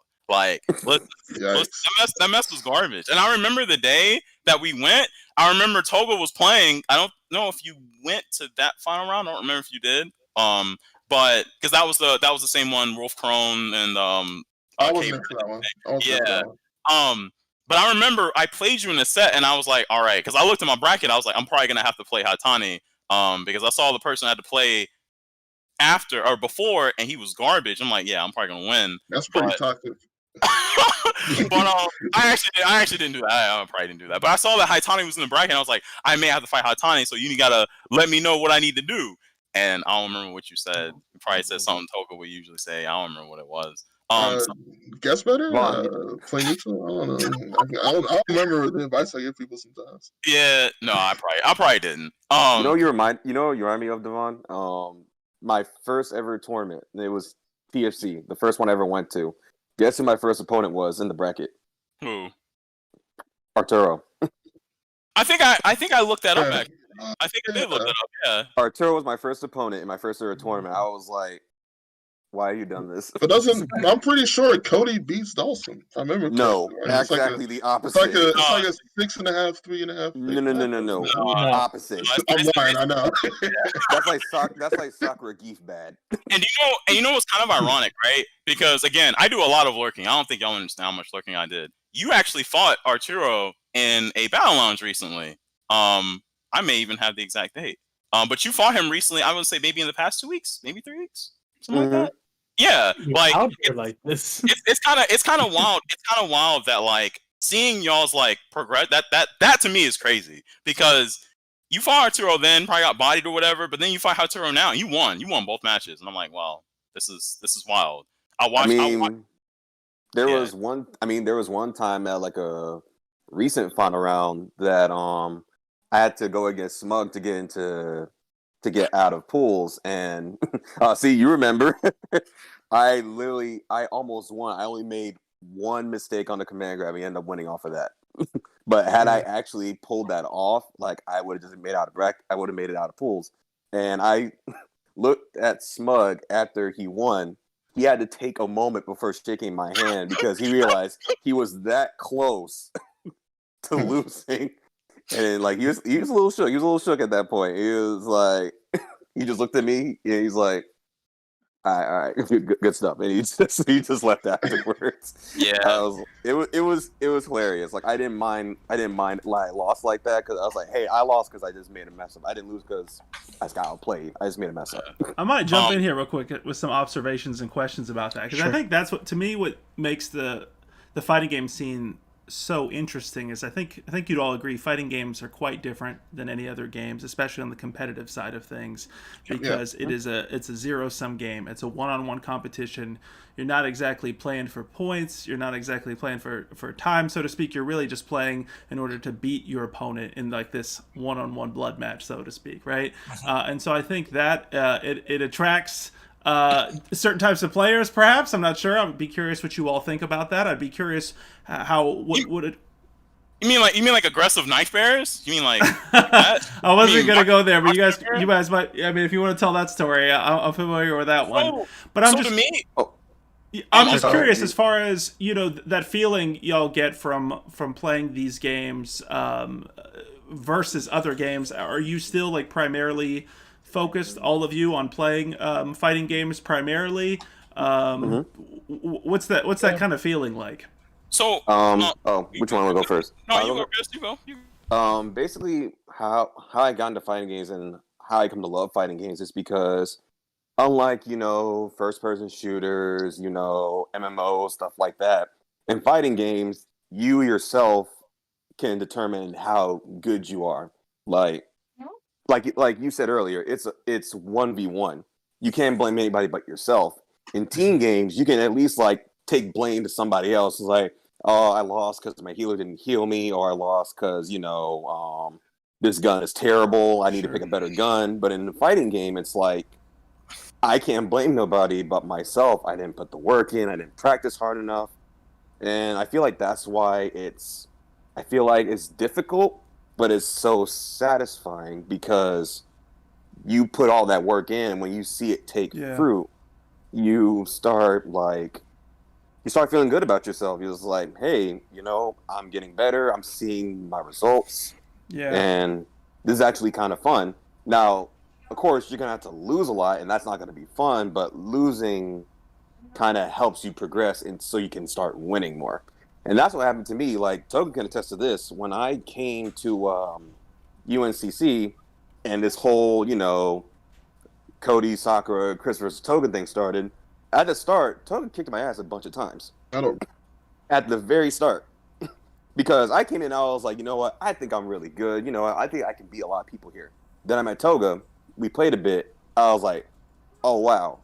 I'm actually not as good as I thought I was. And then we kept playing over and over and over again, and there are some times where I felt completely down, and there are some times where I was on a complete high. And it got to the point where we played so many matches. There was one time at Norms where, no kidding, we actually played like a first to 50. I will never do that again. I will never do that again. I'm surprised that I actually did that the first time. We did a first to 50. I don't even know who won that. And I'm not even going to go back to even think about it. But long story short, we played so many times that we actually got tired of each other for a bit. We was like, you know what? I don't want to fight you anymore. I eat one more EX zone. I don't know what I'm going to do with myself. I eat one more EX Tatsu to the face. I don't know what I'm going to do. Just block. I'm plus 2. Just block. And so that's what generated the whole... That's what generated like the whole thing about Chris versus Toga again, because people saw it so much. It became like a meme at that point for the school. So, but it was fun. Awesome. I think to piggyback off of Chris, when it comes to fighting games versus other esports and competitive games, absolutely yes. It's the ownership of responsibility and competition. Growth and development as a player is super communal. So I look at what we did at UNC Charlotte. I look at my time in Florida with Marvel and players like Mix Up and Schultz and Full Schedule, these really prolific Marvel players who had these guys like Flocker, Came Blue River, who came through and won Evo. They traveled the world to come in like these really small parts of Florida to practice with these guys. There's a lot of individual development and knowledge that became very communal, and it became a process to develop players, kind of like a machine. But at the end of the day, they put the time in, the effort, and when it comes down to the competition, all the onus is on you to make the decisions, right? It's, are you playing to win and straighten yourself and make mistakes, or are you playing to make high level decisions, and do that consistently, as opposed to, something like with Overwatch League where I was dealing with that, or Gears of War. As Chris said, it's real team-based aspect to it. They're right. It's super dynamic. The dynamics are complex. Interactions are complex. You have to communicate in the right way. Are people interpreting what you're saying correctly? Can you coordinate plays? And there's just a massive difference in that. And then for fighting games, yes, there's a barrier of entry in terms of execution, depending on the game you're playing. But generally speaking, it's probably one of the most accessible games out there in terms of competitive games. So you have like Rocket League, and then you have fighting games. It's a few buttons. If you can learn some motions and some buttons, you can play it. You have players like Broly Face, Broly Legs, who plays with his face. Just a lot of different players out there with disabilities, who are able to participate and play at a really high level just because of how it's built. And at the same time, it's a really welcoming environment. I think we have one of the most diverse environments in esports within the fighting game community. You look at Sonic Fox, right? Non-binary, black trans type individual, furries, that sort of thing. And they're lauded for their differences. And I think that's one of the most beautiful parts about it, is that not only do you feel a real sense of community, but then you get feel a real sense of personal accomplishment, and then it's welcoming as a whole. And I think that's the real difference between fighting games as an esports vehicle versus whether it's Counter-Strike or Overwatch or Call of Duty, whatever it might be. It kind of attracts the misfits in a way, but in a really beautiful way. I'm curious about that, because we saw, I don't know if several of you guys have seen that Vice has a new gaming series called Reset that released a few days ago, with an episode focused on the fighting game community. And one part of that is they were highlighting kind of the shift in diversity within the FGC, but also how historically there have been issues with kind of toxicity in the community and whatnot. But I'm curious how you all feel like the scenes change. I was always kind of an observer. I mean, I do remember, being at Eastland Mall. I spent so much of my childhood there and loved being and seeing that. But I was always the person who was watching folks and didn't have the guts to put my quarter up there. But how have you guys seen it change? I mean, even from the UNCC era to now, how has the community changed? Yeah, that's a great question. Oh, you want to go? Yeah, I guess I'll go. I think for me, it's more of a thing to where, I wasn't there like a lot, but the thing is that because it's one-on-one and because of that aspect, there's always gonna be like, it's like a tolerance level. There's always gonna be this level of like, I'm playing this person. Like, I'll give an example, right? If I'm playing someone specific, I'll use Executioner 86 in chat, because he is actually my dark horse, more or less, in almost every tournament I ever play in.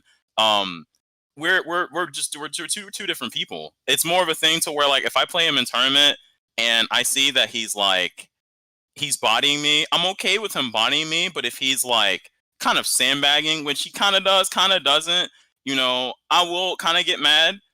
It's more of a thing to where it's like, I kind of see the potential that I have. And I also have, fighting games will really expose blocks that you have. It'll expose a lot of problems that you have just kind of with yourself in general. And for me, there's a lot of things that like I have to work on just as a person. And the thing is that like I kind of have a problem with like silliness. I have a bit of a problem with that, like being too silly, like liking things other than The Wire, stuff like that. Like it's a little bit deeper than that, but it's more of a thing to where it's like, if I see that there's like kind of like silliness going on, I'm like, I'm not saying Execution is silly. It's not even that. It's more of a thing to where like sometimes his playstyle is a little, I don't know, it irks me or whatever. And the thing that I do actually respect about him in particular is that, and a lot of people actually, when you play them, if you get hit by something and you don't learn, they'll do it over and over and over and over and over again until you realize, hey, you need to figure out, what happened. You need to figure out your issue. You need to figure out what's happened. And something that fighting games has taught me that is kind of general is that I am a stubborn person. I actually am more stubborn than I would like to believe. And when you're playing against someone and it opens that up to you, depending on how you are as a person, is whether or not you want to admit that. So there are some days where I don't, and I'm salty as hell. I'm playing him, and I'm like, damn, bro, why you keep doing this? You know, I'm not thinking clearly. I have anger. It's clouding me a bit. You know, and to go back to like the person-to-person aspect, I think the thing is that like fighting games, like I watched the whole Vice article, actually, the Vice thing. I watched it, and it definitely highlighted a lot. The one thing it did not highlight though is it really didn't highlight the fact it did a little bit, but it didn't highlight the fact of where all this stuff originated from. It originated from arcades in bad areas. It did talk about it, but when you understand where people are coming from, they're coming from a place where you have to have thick skin. You know, they're coming from a place where, you know, insults are common knowledge. Now that needs to shift, obviously, and that needs to change, but that change does take time. But so y'all missed that a bit as well. I mean, that's something. Well, and that's the other thing too. Only a few of us have been through that. I think Justin Moore was in that, but like only a few of us have really experienced that era. Like I did not grow up in the arcades. I am 09er, you know, loud and proud consoles. What does this arcade stick do? 8-gate. The hell is an 8-gate? I don't know what an 8-gate is. Like that's the era that I'm from. I went to arcades when I was younger, but that is not where I was at. That is not where I'm not going to ever try to rep that. And there is this kind of disparity now, even within the community, where you do have people that were arcade born and raised, and then you have the 09ers, the one who's used to playing on consoles online. You do actually have that little bit of clash because, again, where they came from, this was normal. This is kind of how you had to defend yourself too, you know. But us, you know, we didn't have to deal with that. The worst we had to deal with, which is now I'm not gonna say it's worse. It's just worse from a mental standpoint. Is, you know, racism and stuff that's online. That's basically anonymous. I can't see you, so I can't hit you for saying what you said, so you can say whatever you want to say. That's very different when you deal with it in like an arcade setting, because now you have to be upfront with that. So if you're going to say that, you got to be prepared to, you know, back that up. That's a very different mindset, you know. I think that I like what the documentary did, but I did want them to kind of compare the two mindsets. They actually had the perfect guy to do it. They had Alex Valle, the one who's talking about it, but even him, he's actually gotten into it with, you know, newer people. There's been some drama with that too. I think, just going back to the subject, sorry, going back to UNCC wise, I think there's a mixture of some people that were in that era, but from these people, like I don't think that was the majority. I think the majority was 09ers that came in this kind of era. It makes sense because of the time period. So for them, arcades, it wasn't the same as it was for Justin, if I'm saying that right. Yeah, and I think that's spot on. So when you're looking at the fighting game community, you look at fighting games in general compared to other esports and competitive games. You know, the barrier for entries are a lot lower. Being able to play Counter-Strike professionally, Overwatch, League of Legends, that sort of thing, the barrier for entry is having a pretty decent PC rig. When it came to fighting games, old school, you know, it was you had a quarter and some arcade machines, or you could get a console, and with that, you see a lot more diverse groups coming into it. So it's available to a lot of different socioeconomic classes. You see guys from New York, you know, from Brooklyn, and you see, you know, people like Jared and myself, all playing in the same place, and that makes a real difference because anyone can play it, and it's not a privileged man's game, and so you get a real mix of culture, and how it used to be. I mean, in the arcade days, because yes, it's a very personal one-on-one sort of thing, and when you're playing against the person across from you, it does become personal. But beyond that, there's a little bit of tribalism there. You know, when we're out of state, we're North Carolina, and there was a real distinct moment. I think it was like final round. I don't know, was it 14 or 15? The guys from Detroit, you know, Corn. It was Corn versus North Carolina, and there was a lot of shit talking going on. But you know, that's all in good fun, and you know, most people didn't take it to be too much, but it was a very grassroots sort of thing, defend your turf sort of situation. Now, granted, back in the day, especially like the Marvel 2 days, there are high dollar money matches. People have been shot over this. It got really, really personal. And I think from back then, it's certainly grown. People have learned to pace themselves, learned to interact better. There's been a higher expectation of us, and I think what you were saying about the diversity between the 09ers, the 13ers, the 16ers, the OG, the old heads. You do have a little bit of that infight, and I think that's improved over the years. It used to be the thing like, oh well, you weren't in the mix when we were playing Super Turbo or Third Strike. These old Street Fighter games. You're not arcade familiar. Oh, you're okay being happy with winning one round out of like 100. When you're learning, then you're nothing.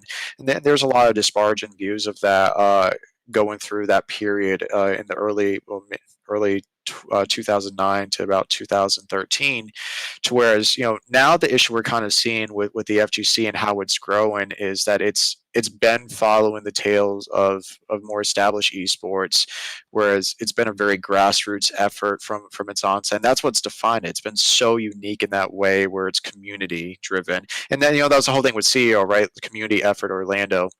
That's what that acronym stands for, and that's always been the impetus within the fighting game community, is that it's our thing. People didn't want it to get suit and tie. Yes, they want the money and the support in it, but they don't want to have to be professional in it.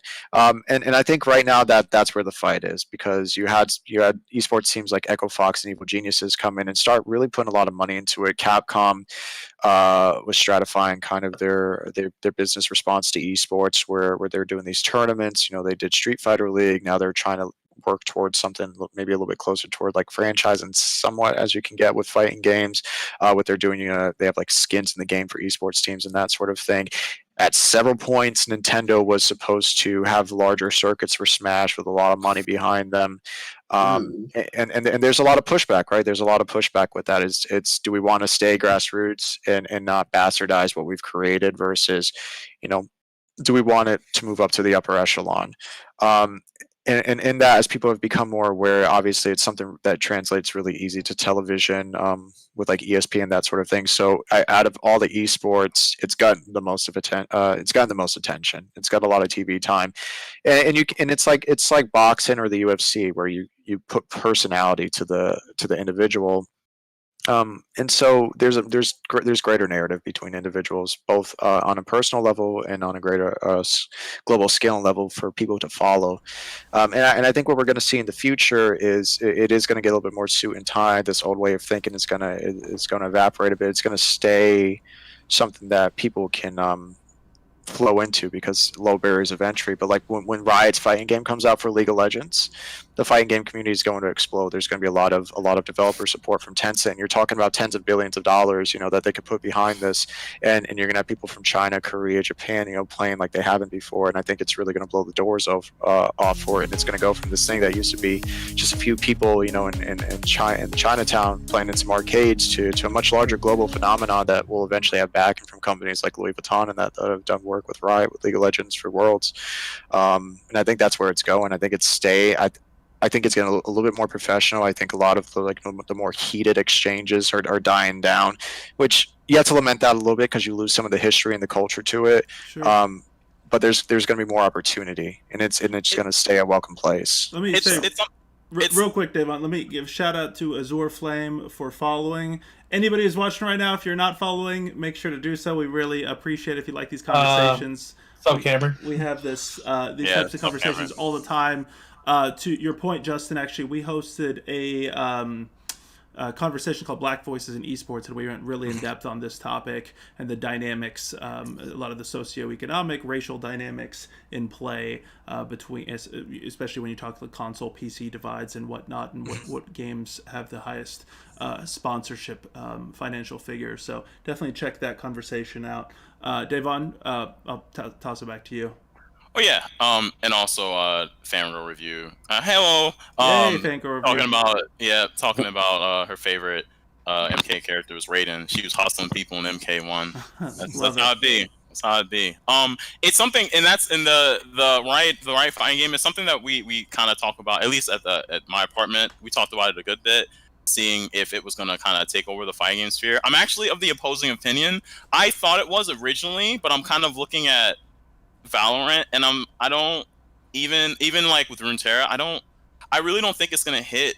I don't think it's going to hit fighting games as much as it can be, and especially with COVID times. But that honestly, that's a whole. I think it will because of that. And here's the thing: Tencent has really deep wallets. Riot will eventually franchise this thing out, just like they're going to do with Valorant. They'll force it to have the structure to make it prominent, and it's going to be really accessible because you have to remember this thing's going to be based off of Rise and Thunder. The Cannon brothers, Seth Killian, they went off and to their own studio to develop this game, and it slowed down after 6 months, and they all of a sudden got acquired by Riot. It was really a beta alpha test for the development of the League of Legends fighter, and it's going to be a really simple sort of situation. So it's going to be super accessible to people, and it's going to have a lot of money behind it. So Toga, Chris, and Jared, I know y'all seen ish about the Riot Fire, right? Yeah. Mhm. What caused y'all to play it? So my thing is with the Riot fighting game, I think it's a good idea to take a prominent IP in League of Legends and then you try to make it a fighting game, because anyone that plays gaming knows what League of Legends is, and then you see where you can go with it.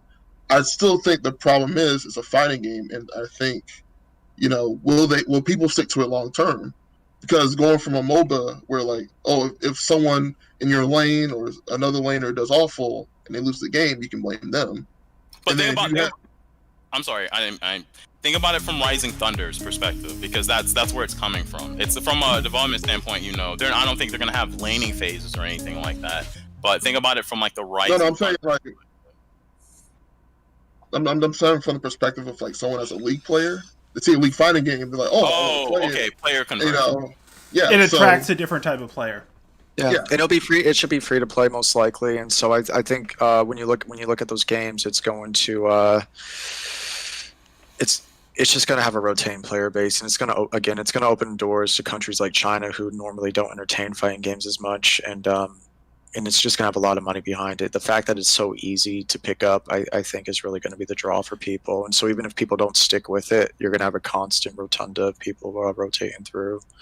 That's my personal. It does remind me. I don't know. I have all this old school knowledge. It reminds me of the fighting game Sega released on HeatNet. If anybody was alive and remembers that era, I think this was. What is HeatNet? HeatNet was Sega's PC multiplayer. Gray hair. Version. Gray hair. Multiplayer. Can you tell me what platform year? I could probably tell you if I was alive for it. 96. It would have been 96 or 97. It was strictly PC. This was Sega's response to other services like 10 and Dwango and things like that. Anyway, nobody knows what I'm talking about. I'll keep the old head stuff to myself. Yeah, but they had a free. That was their model. It was a PC only fighting game that was free to play, and it kind of pioneered some early stuff. It's quite forgotten now.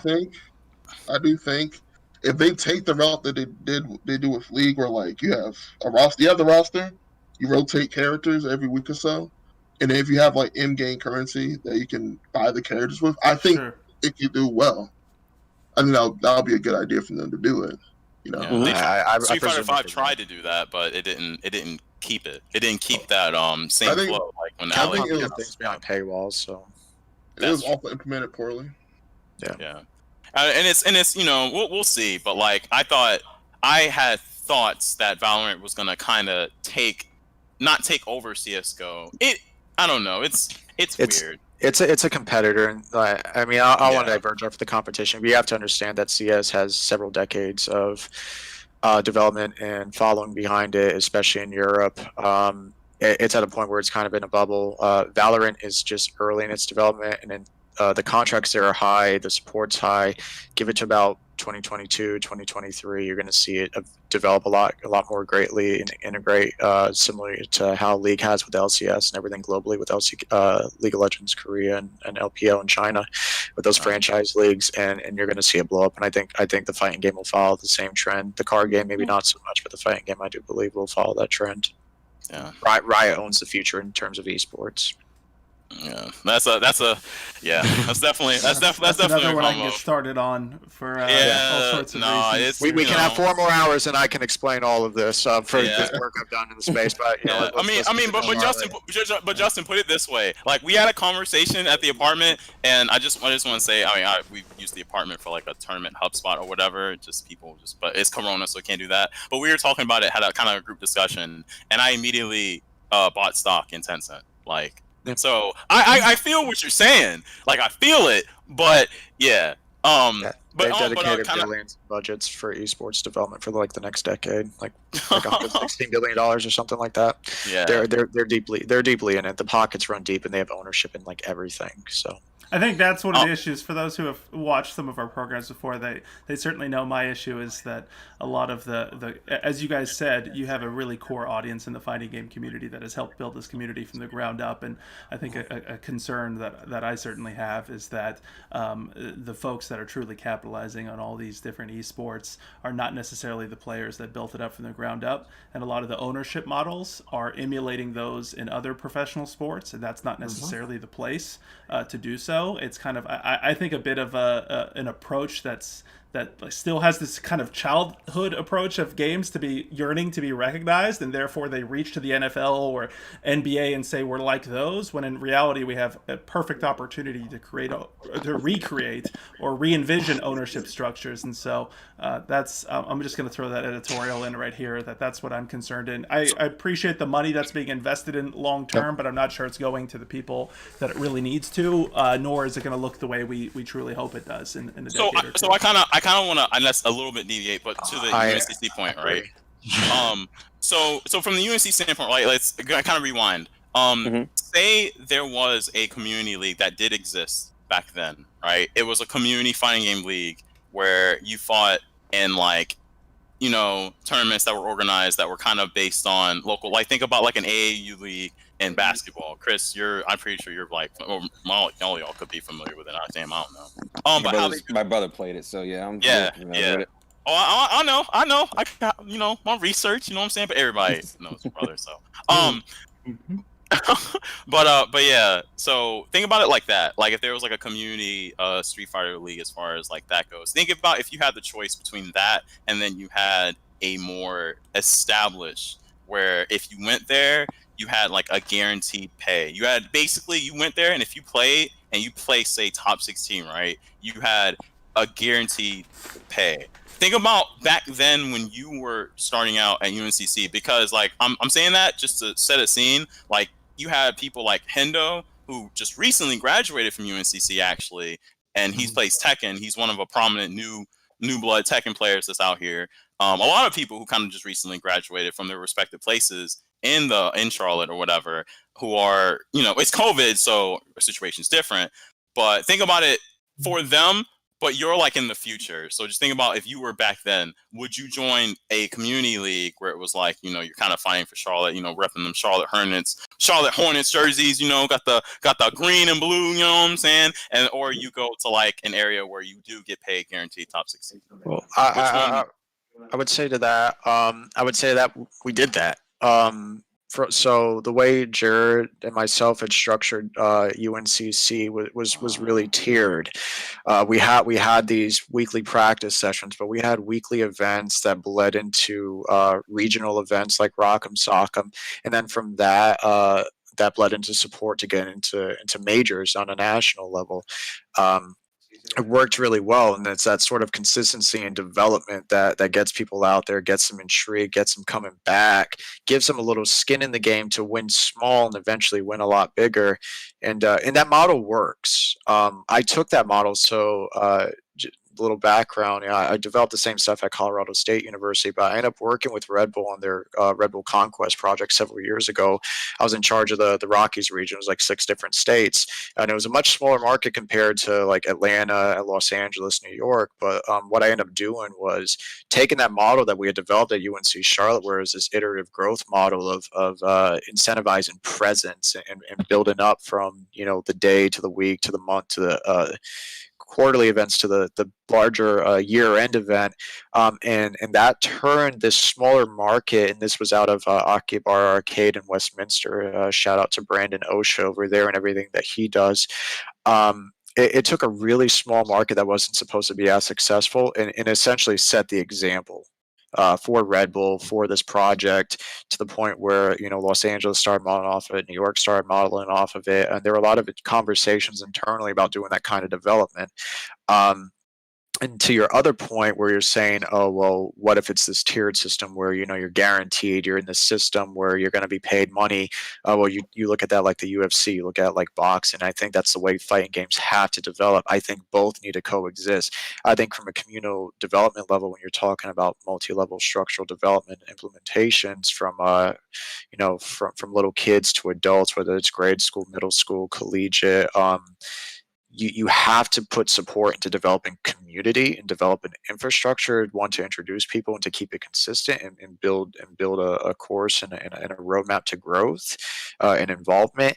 And then you need that upper echelon that is your UFC, that is like your Manny Pacquiao, Floyd Mayweather type of individuals, Conor McGregor's, where you can have static personality, where that top 1% of players can get in, they can develop narratives, they can tell a story, and they can get people interested in what they're doing on a personal level and grow that following at a global scale. And I think, it funnels down and it funnels up that way. I think that's where we'll find success. If people are smart, if you try to chase a traditional franchise style model, like I've done this with investments and developing like the teams in the Overwatch League and Call of Duty League and that sort of thing, it doesn't translate to esports. And you're absolutely right. I agree with you. I think from a traditional side, people see the NFL, they see the NBA, they can translate that automatically. It doesn't work. We have our own systems and ways to get people involved that need to be tiered in that sense. If it's ever going to find long-term sustained success, esports will always be here, but we have to do it the right way. From diapers to diapers, as it were. Okay. So, Togaa and Chris, what do y'all think? About the Riot game? Yeah. Huh? You said about the Riot game, right? About all this?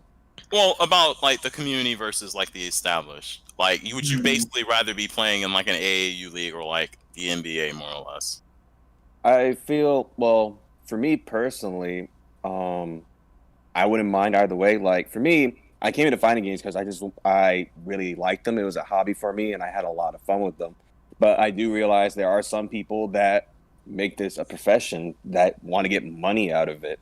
So, honestly, like, I could see both sides. But as a guy who still competes in them, like, if this Riot thing like jumps off, I think it'd be like great. Like, I'm very optimistic about it because one of the biggest things about our community is that we're kind of deemed like poor in a sense, which in a sense is kind of true. Because if you look, because I remember I saw a graphic on Twitter the other day where they compared the payouts of like Overwatch League, League of Legends, POTS and whatnot compared to like Evo, and it is like a drastic 180. And I didn't realize that because, again, I don't watch League of Legends much. I don't watch much of Overwatch League. I was morally invested in fighting games. When I saw that graphic, I was really making bank on the other side, while over here we're kind of making, for lack of a better term, chump change. But for me, like, I'm not gonna be a professional, but so I didn't mind that. But there are possibly pros that want to make that kind of money, and I can't blame them for that. So for me, like, I don't mind either or. For me. Okay. Togaa. Me personally, I enjoy the competition side of it. The money thing's cool. It's cool making money off of fighting games or whatever.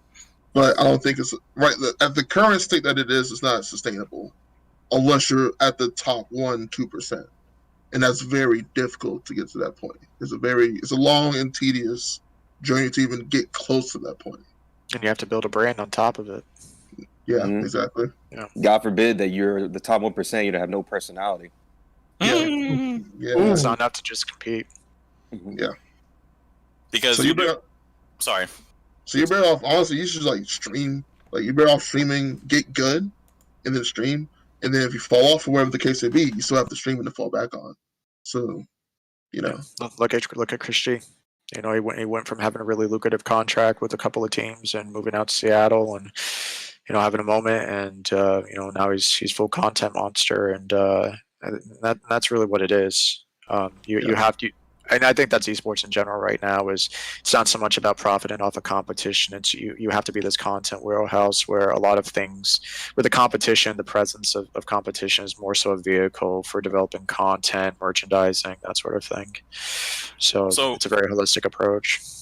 So if you had, and this is with anyone, if you had to give advice to someone who was in your all's position, like back in the day when they were going into school, where at the university or community college, and they played fighting games, or maybe it's not fighting games in the future, maybe it's virtual fighting games, I don't know. But and you had to, like, you know, give them advice based on all of y'all's experiences, what would y'all give them? Because this show is, it's not, I'm not gonna say the show is for the kids, but everything is for the kids. It's for the kids. I think one good advice I would say, for me personally, is find someone that you can play with on a consistent basis and build up with that person. I mean, everyone here knows me and Chris, we've played each other across 2 different games for like, what, 7-8 years? That long? Yeah, Something probably like just that. about. Mm-hmm. Like we've been playing each other, and we've gotten better because of that over the past 6, 7, 8 years. Through the arguing, the fussing, the debates, everything, we've gotten better. Oh overall. God, the debates. Yeah. So I would say personally, if you're trying to get into fighting games, find a game you like, and then find someone else that likes the game that you like just as much, and play each other and build yourself up with that person. That's great advice. Anyone can go next. Jared. Jared. I think Jared would have really good advice here. I want to hear that. Press H. I mean, I would just say for sure, yeah, press H. When in doubt, just press H and armor through it all. You'll win. But yeah, I mean, I guess I can just say from like just seeing other people how they have come along through the community. It really was like a community. So I would just tell people to really just jump in, like you said, try and find other people, because I know online can only do so much. I know a lot of people preach, "I'll just play online and I'll get good," but you really need a community. Because I mean, I could say I would be nowhere, Marvel, without like the house back in the day. The house was like the place where everybody met. It was TK, White, Brandon. Y'all probably brought that up on the last episode, but we did. We would be there at 12 in the morning and just play Marvel. It'd be a 3-4 setups, just play. And that's kind of where I feel like I kind of took.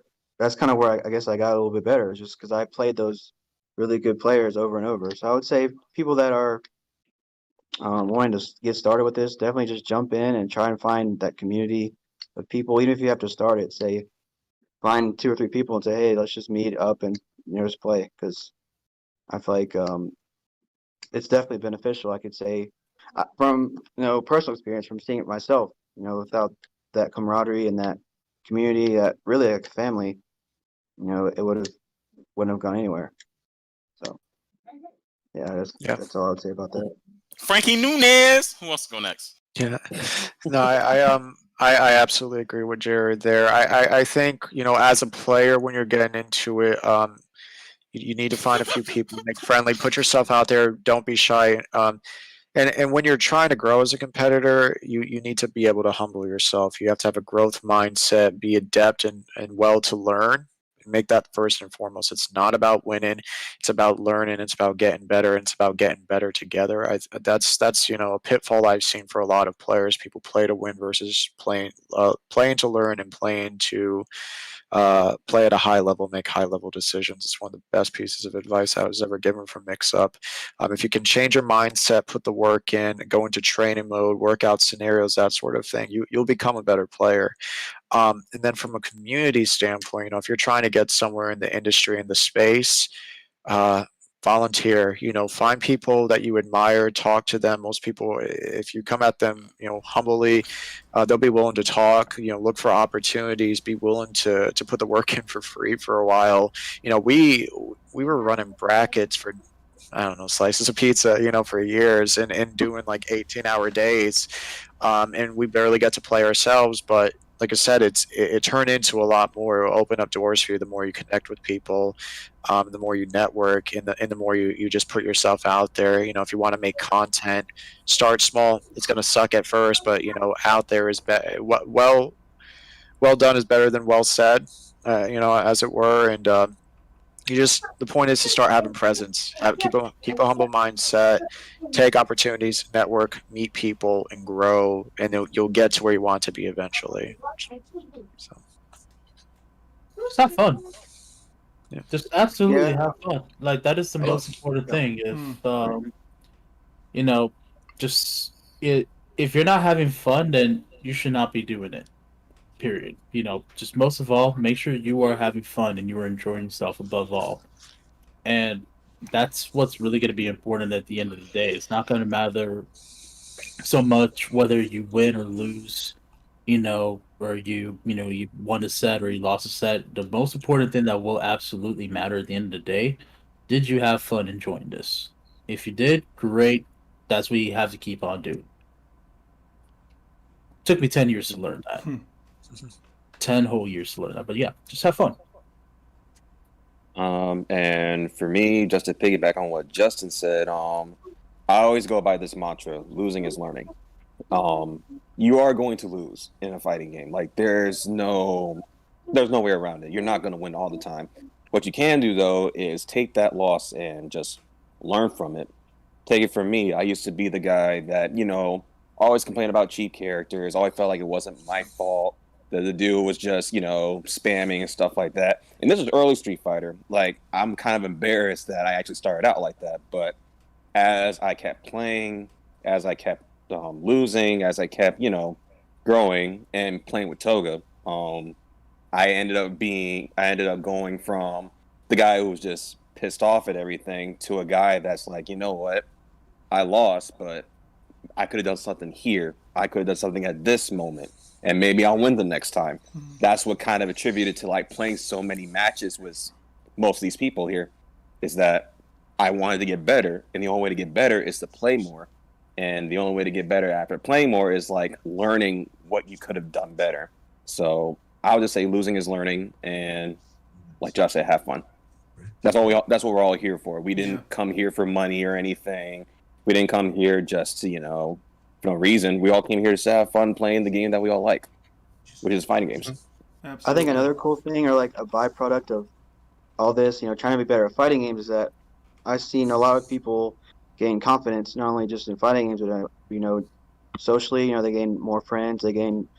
Yeah. It's crazy because like there would always be times where like we'd be up in norms, and there'd always be like somebody like in the corner somewhere, and they're just kind of watching. And I know they want to play. I was just like trying to offer them, hey, I would try to get them involved somehow. And it was just really cool to see how through that they gained confidence. They gained, it was just really cool to see. They gained friends. So even if you don't get better at fighting games, at least you'll get new friends.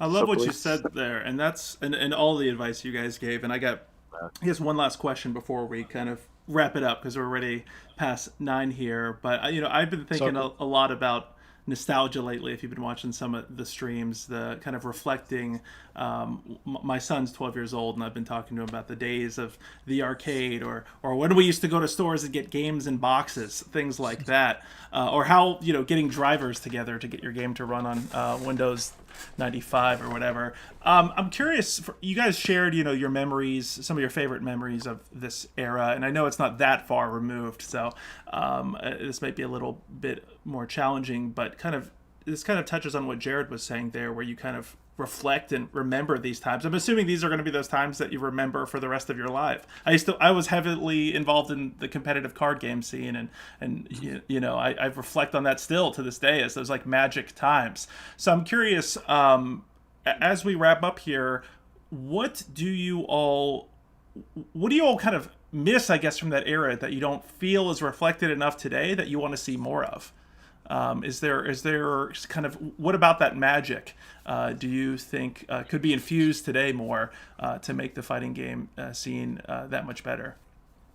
I guess because well, it's hard for me. One, because I hate nostalgia. I think it holds a lot of people back. I can't stand it actually. But the other thing is that I guess to answer the question, I guess for me back then especially, I went through like a very up and down period. I was like kind of borderline couch surfing. Was definitely couch surfing or whatever. There was a lot of weird times that was going on, and the camaraderie really did help me. And kind of thinking about, you know, going on to another tournament definitely helped me a bit. It helped and hurt in little ways, you know. But it's more of a thing. I think the thing that I kind of it's not. I think it's reversed for me. It's not the thing that I miss. It's the thing that I see now that I wish existed back then. Kind of the way schools and school leagues have kind of adapted different competitive games. I somewhat helped with a little CSL for Street Fighter 5. I tried to do some stuff for UNCC or whatever, but I lurked in the Discord and kind of did my journalism, you know, private investigation, and kind of followed a few friends that I knew that were younger that were doing it, and seeing how they were exposed to it, kind of compared to me having to kind of find it. I kind of wish I had that back then. I feel that everything that was back then, at least for me, from the UNCC perspective, I still have it. I'm in a house where people mash buttons all day. I am in the house, basically. I'm not gonna say that it's the same house as Dwight, you know, Brandon, all of them. But yeah, no, that's what before Corona, I'd wake up to damn buttons and stuff. So like, you know, for me personally, I still have that. Like it ain't gonna leave anytime soon, like unless I leave.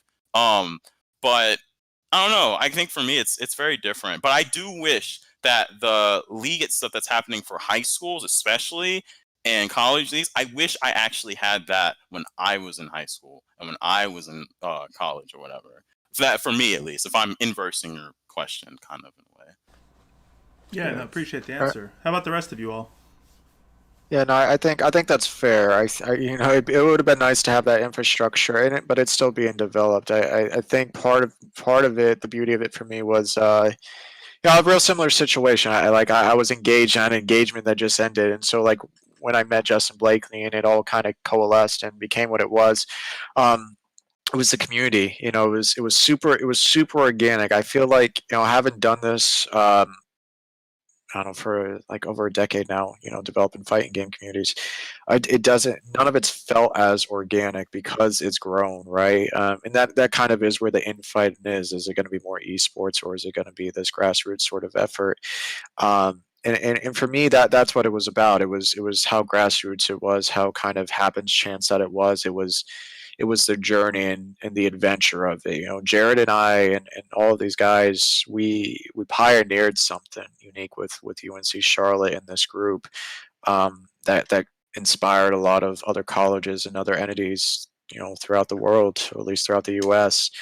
And we did it the hard way. You know, part of that was it was the learning, it was the effort, and that's something that sticks with you. Yes, it might be streamlining more and it might get easier over time, but I think that sense of adventure and that sense of building something that you're proud of and figuring it out, you know, that's what I miss, because that was really cool. It's that sort of, you get to feel proud at the end of the day, and as Jared said, you get to see these people who might be alone and going through things, kind of come into their own, come into the fold, and really just build these organic friendships that last a lifetime. And yeah, That's I everything, honestly. That's literally everything for me. I think that's the core of this community as an esport, just as a game and genre, and just as something that people do as a hobby. That's what matters most, is the way it brings people together, and it does so like nothing else because of how personal it is, I feel. Yeah. Yeah, I would piggyback off of that as well. I do miss the you know, when we started this, we just wanted to play fighting games. Like, Yeah. we just thought, hey, we're at UNCC. Like, there's all this space. We could probably have a cool We'll get some tournament. money. And We'll get some yeah, equipment. Yeah. yeah. Well, honestly, that part of it too is like we thought it might be cool to get some kind of funding and then have basically the school pay for us to have, you know, monitors and all sorts of stuff, and we'll just run a big major like final round at UNCC. So that's kind of always the big goal. Obviously, we never really got there, I don't think, but still, like you said, the journey to try to get there was awesome. And, we all got better. We all found really, I would say, lifelong friendships, So I definitely would say that's probably something I miss about that. It's just the, like you said, how it organically grown. Like it was just some friends meeting up, in the loft one day. As opposed to today, it seems like, they just say, we're going to make a tournament and we're hoping to get as much money as we can. It was never about trying to make money. We just wanted to play fighting games. So we did. Yeah. Yeah, be with the people we cared about. Meet some new ones that we'd eventually would care a lot about. Yeah. Yep. Agreed. Which one you want to go? Or Josh, don't matter. To be honest, what I want, or what I would want more of, is, well, in some communities I've seen, in some other communities I don't see it as much. What I miss the most, I guess, was just like the passion just to play people and play other people. Like, as much as controversial, I guess, or what it, of grudge matches and money matches were, I guess, it was that brought out something, out of a lot of people. That brought out something special out of a lot of people. Brought out like a lot of special moments. Yeah. To be honest, I kind of miss that. I don't see that as much, or as often, with this with the current generation. It's all it just be because it could just be because of the game, or what we're doing right now, or the games that are active at the moment. But if I could go back to one thing, I'll go back to kind of reliving, some of those really, really, high, moments that, that where you understand the lore behind it. Yeah. And I don't think that's entirely gone. I think, these days we play Marvel, we play Third Strike, we get together, and that exists. It does carry on, but it's a relic of what used to be versus it growing new. Yeah. Well, you Toga, Chris. You go ahead, Toe. Same thing Josh said. Like, the rivalries and grudge matches is what makes the FGC so interesting. We all, like, if we were to talk about the local scene, we will always bring up money matches from 4, money matches from 5, that kind of stuff. And it doesn't happen that much anymore. So I wish we had that back. Honestly. I mean, hold on. I made over like 350, 500 in like side bets for Street Fighter 5. They definitely did happen. You had like 7 money matches. Like, whoa. Yeah. Like, I ain't have that many. I made $100 off Shaky, and that is my claim to fame. Oh gosh, yeah. The Sheiky money matches in Knuckle Dust versus Daryl. Oh gosh, those were the. Oh man, the match one was pretty funny. I had that one money match where Davon said the most famous line, "That wasn't necessary." That really wasn't necessary. He might not even be dead. Oh, never mind. So that was one of my favorite moments. The executioner has a good point, though. You said people were scared. I think that's true to a degree. Yeah, I feel you on that one. I mean, he's still dodging me. He still needs to play me. He just won't play me online. All right, I'm sorry. I'm getting distracted. No. You gonna get washed. That's what's gonna happen. What? No! Let him play me. Let him play me. What does he play you in? 5. Cannot be Tekken. He's not gonna play you in 5. Can you guys 5? Can you guys clarify that? Like, I mean, what do you, when you guys say you agree that people are scared now? What does that exactly mean? Like, if someone has like a grudge, or like they think that they can't beat you, they just hold that in. Like, they don't actually call that person out and say, "Hey, look, I want to do this match against you," or whatever. Like, they just talk trash, Everyone's a keyboard warrior these days. They don't put their money where their mouth is, and they're kind of afraid to play people offline. So you guys think that's more of a generational issue? Is that something? Yeah, I think so. I think it came with a lot of things moving to online with better net code. I mean, Street Fighter V's case maybe not so much, but I do think that's changed over the years. Is that you've lost some of that culture that came with being in person more and really forging those communities in person because it's convenient, and then it's inconvenient to have those shit talk moments and have to face yourself in the possibility of losing and everything that goes with that. It's people are so almost singularly focused on like cushioning their ego. I want to win. If I'm not winning, I'm not having a good time, and I want to get this money, and I feel like I deserve it. I'm gonna go be the next Justin Wong, that sort of thing, and you miss out on what makes it special when that happens. Yeah. Chris, you go. Okay. I just miss meeting people. I was just meeting people again, and it's because of this virus. Yeah. That's pretty much it. If this virus wasn't here, I wouldn't be even saying anything right now. But it's just meeting people, just having fun again with everybody in one huge space. That's all I really cared about. That's why I like to go to tournaments and stuff. Sure, I want to compete, but I also just want to like meet new people, see new things and whatnot. So I would have to say that's one of the biggest things I miss. Because I remember fondly, there was one Reese tournament where all of us were playing, and a police officer came in, and he was just watching everybody.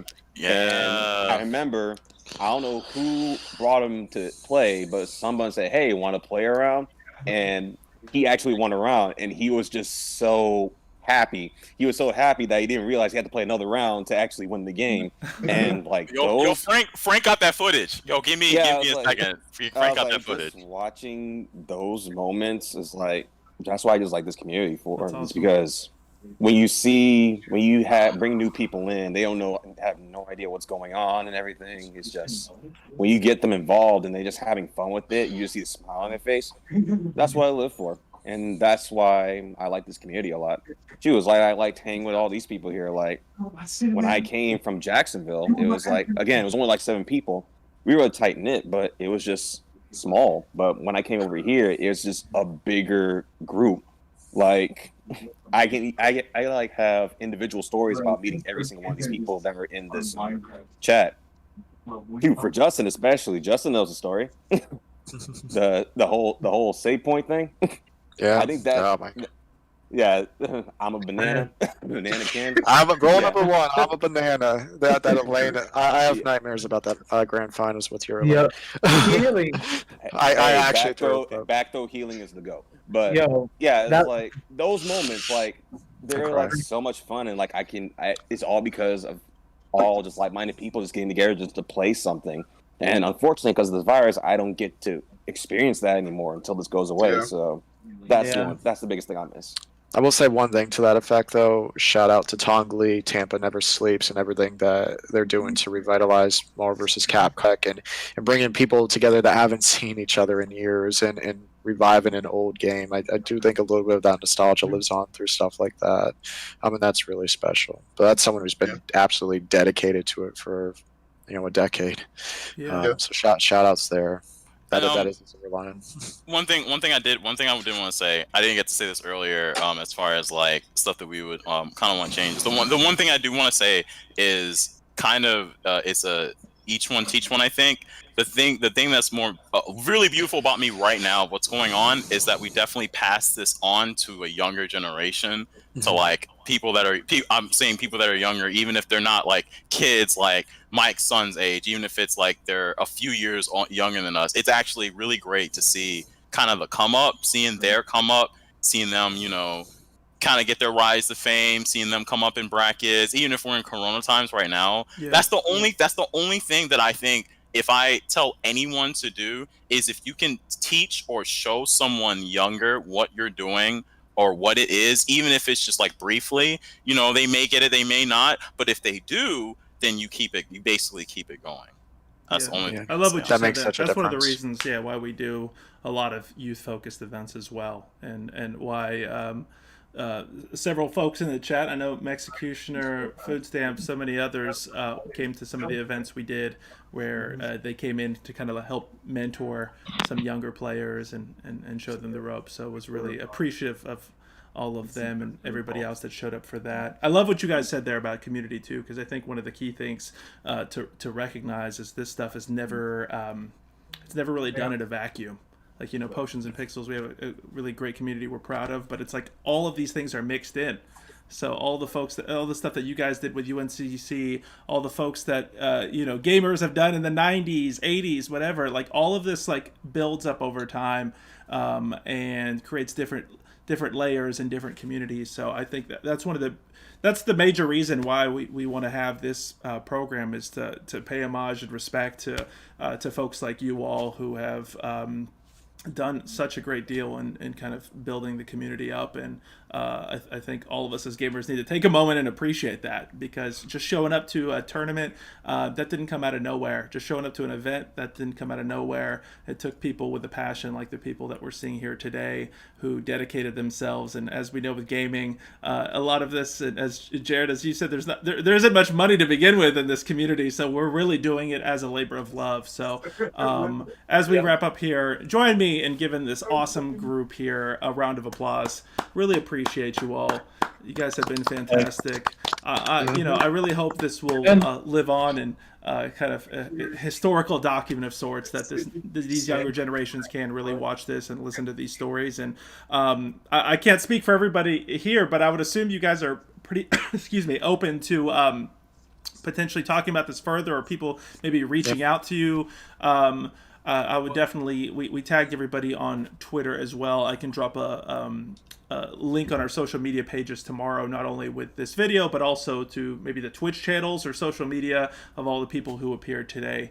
So you can get plugged in if you aren't already. And as Chris said, yeah, we desperately miss, you know, we were doing at least 2 events a week, and so in person, so it feels weird not to be doing that. And so we really hope we can all safely return to each other. And another big shout out to Davon Sanders here for orchestrating this whole idea of the history of the Charlotte FGC and getting everybody together. So let's clap it up for Davon. Really appreciate you so much. Thank you.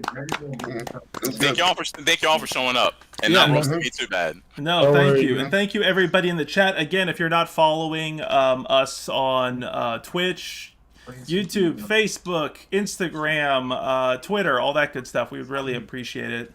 We try to have these conversations as regularly as possible, and hopefully you'll enjoy the other content we do. And check us out, because we do all sorts of things. We develop games, we do youth programs, workforce development, all sorts of stuff. So make sure to check that out. And we're going to continue tradition right here by rating another channel as we sign off. So I see a friend of the show, Winter Soul, is streaming right now. Shout outs to Yoel. Shout outs to Yoel for sure, and the whole Koyobi crew, who did a lot of amazing things in the FGC community. So we really want to shout them out here. So join this raid right here, folks, as we sign off, and we appreciate you and hope to see y'all soon. By the way, I'm back at UNCC, so it might be part 2.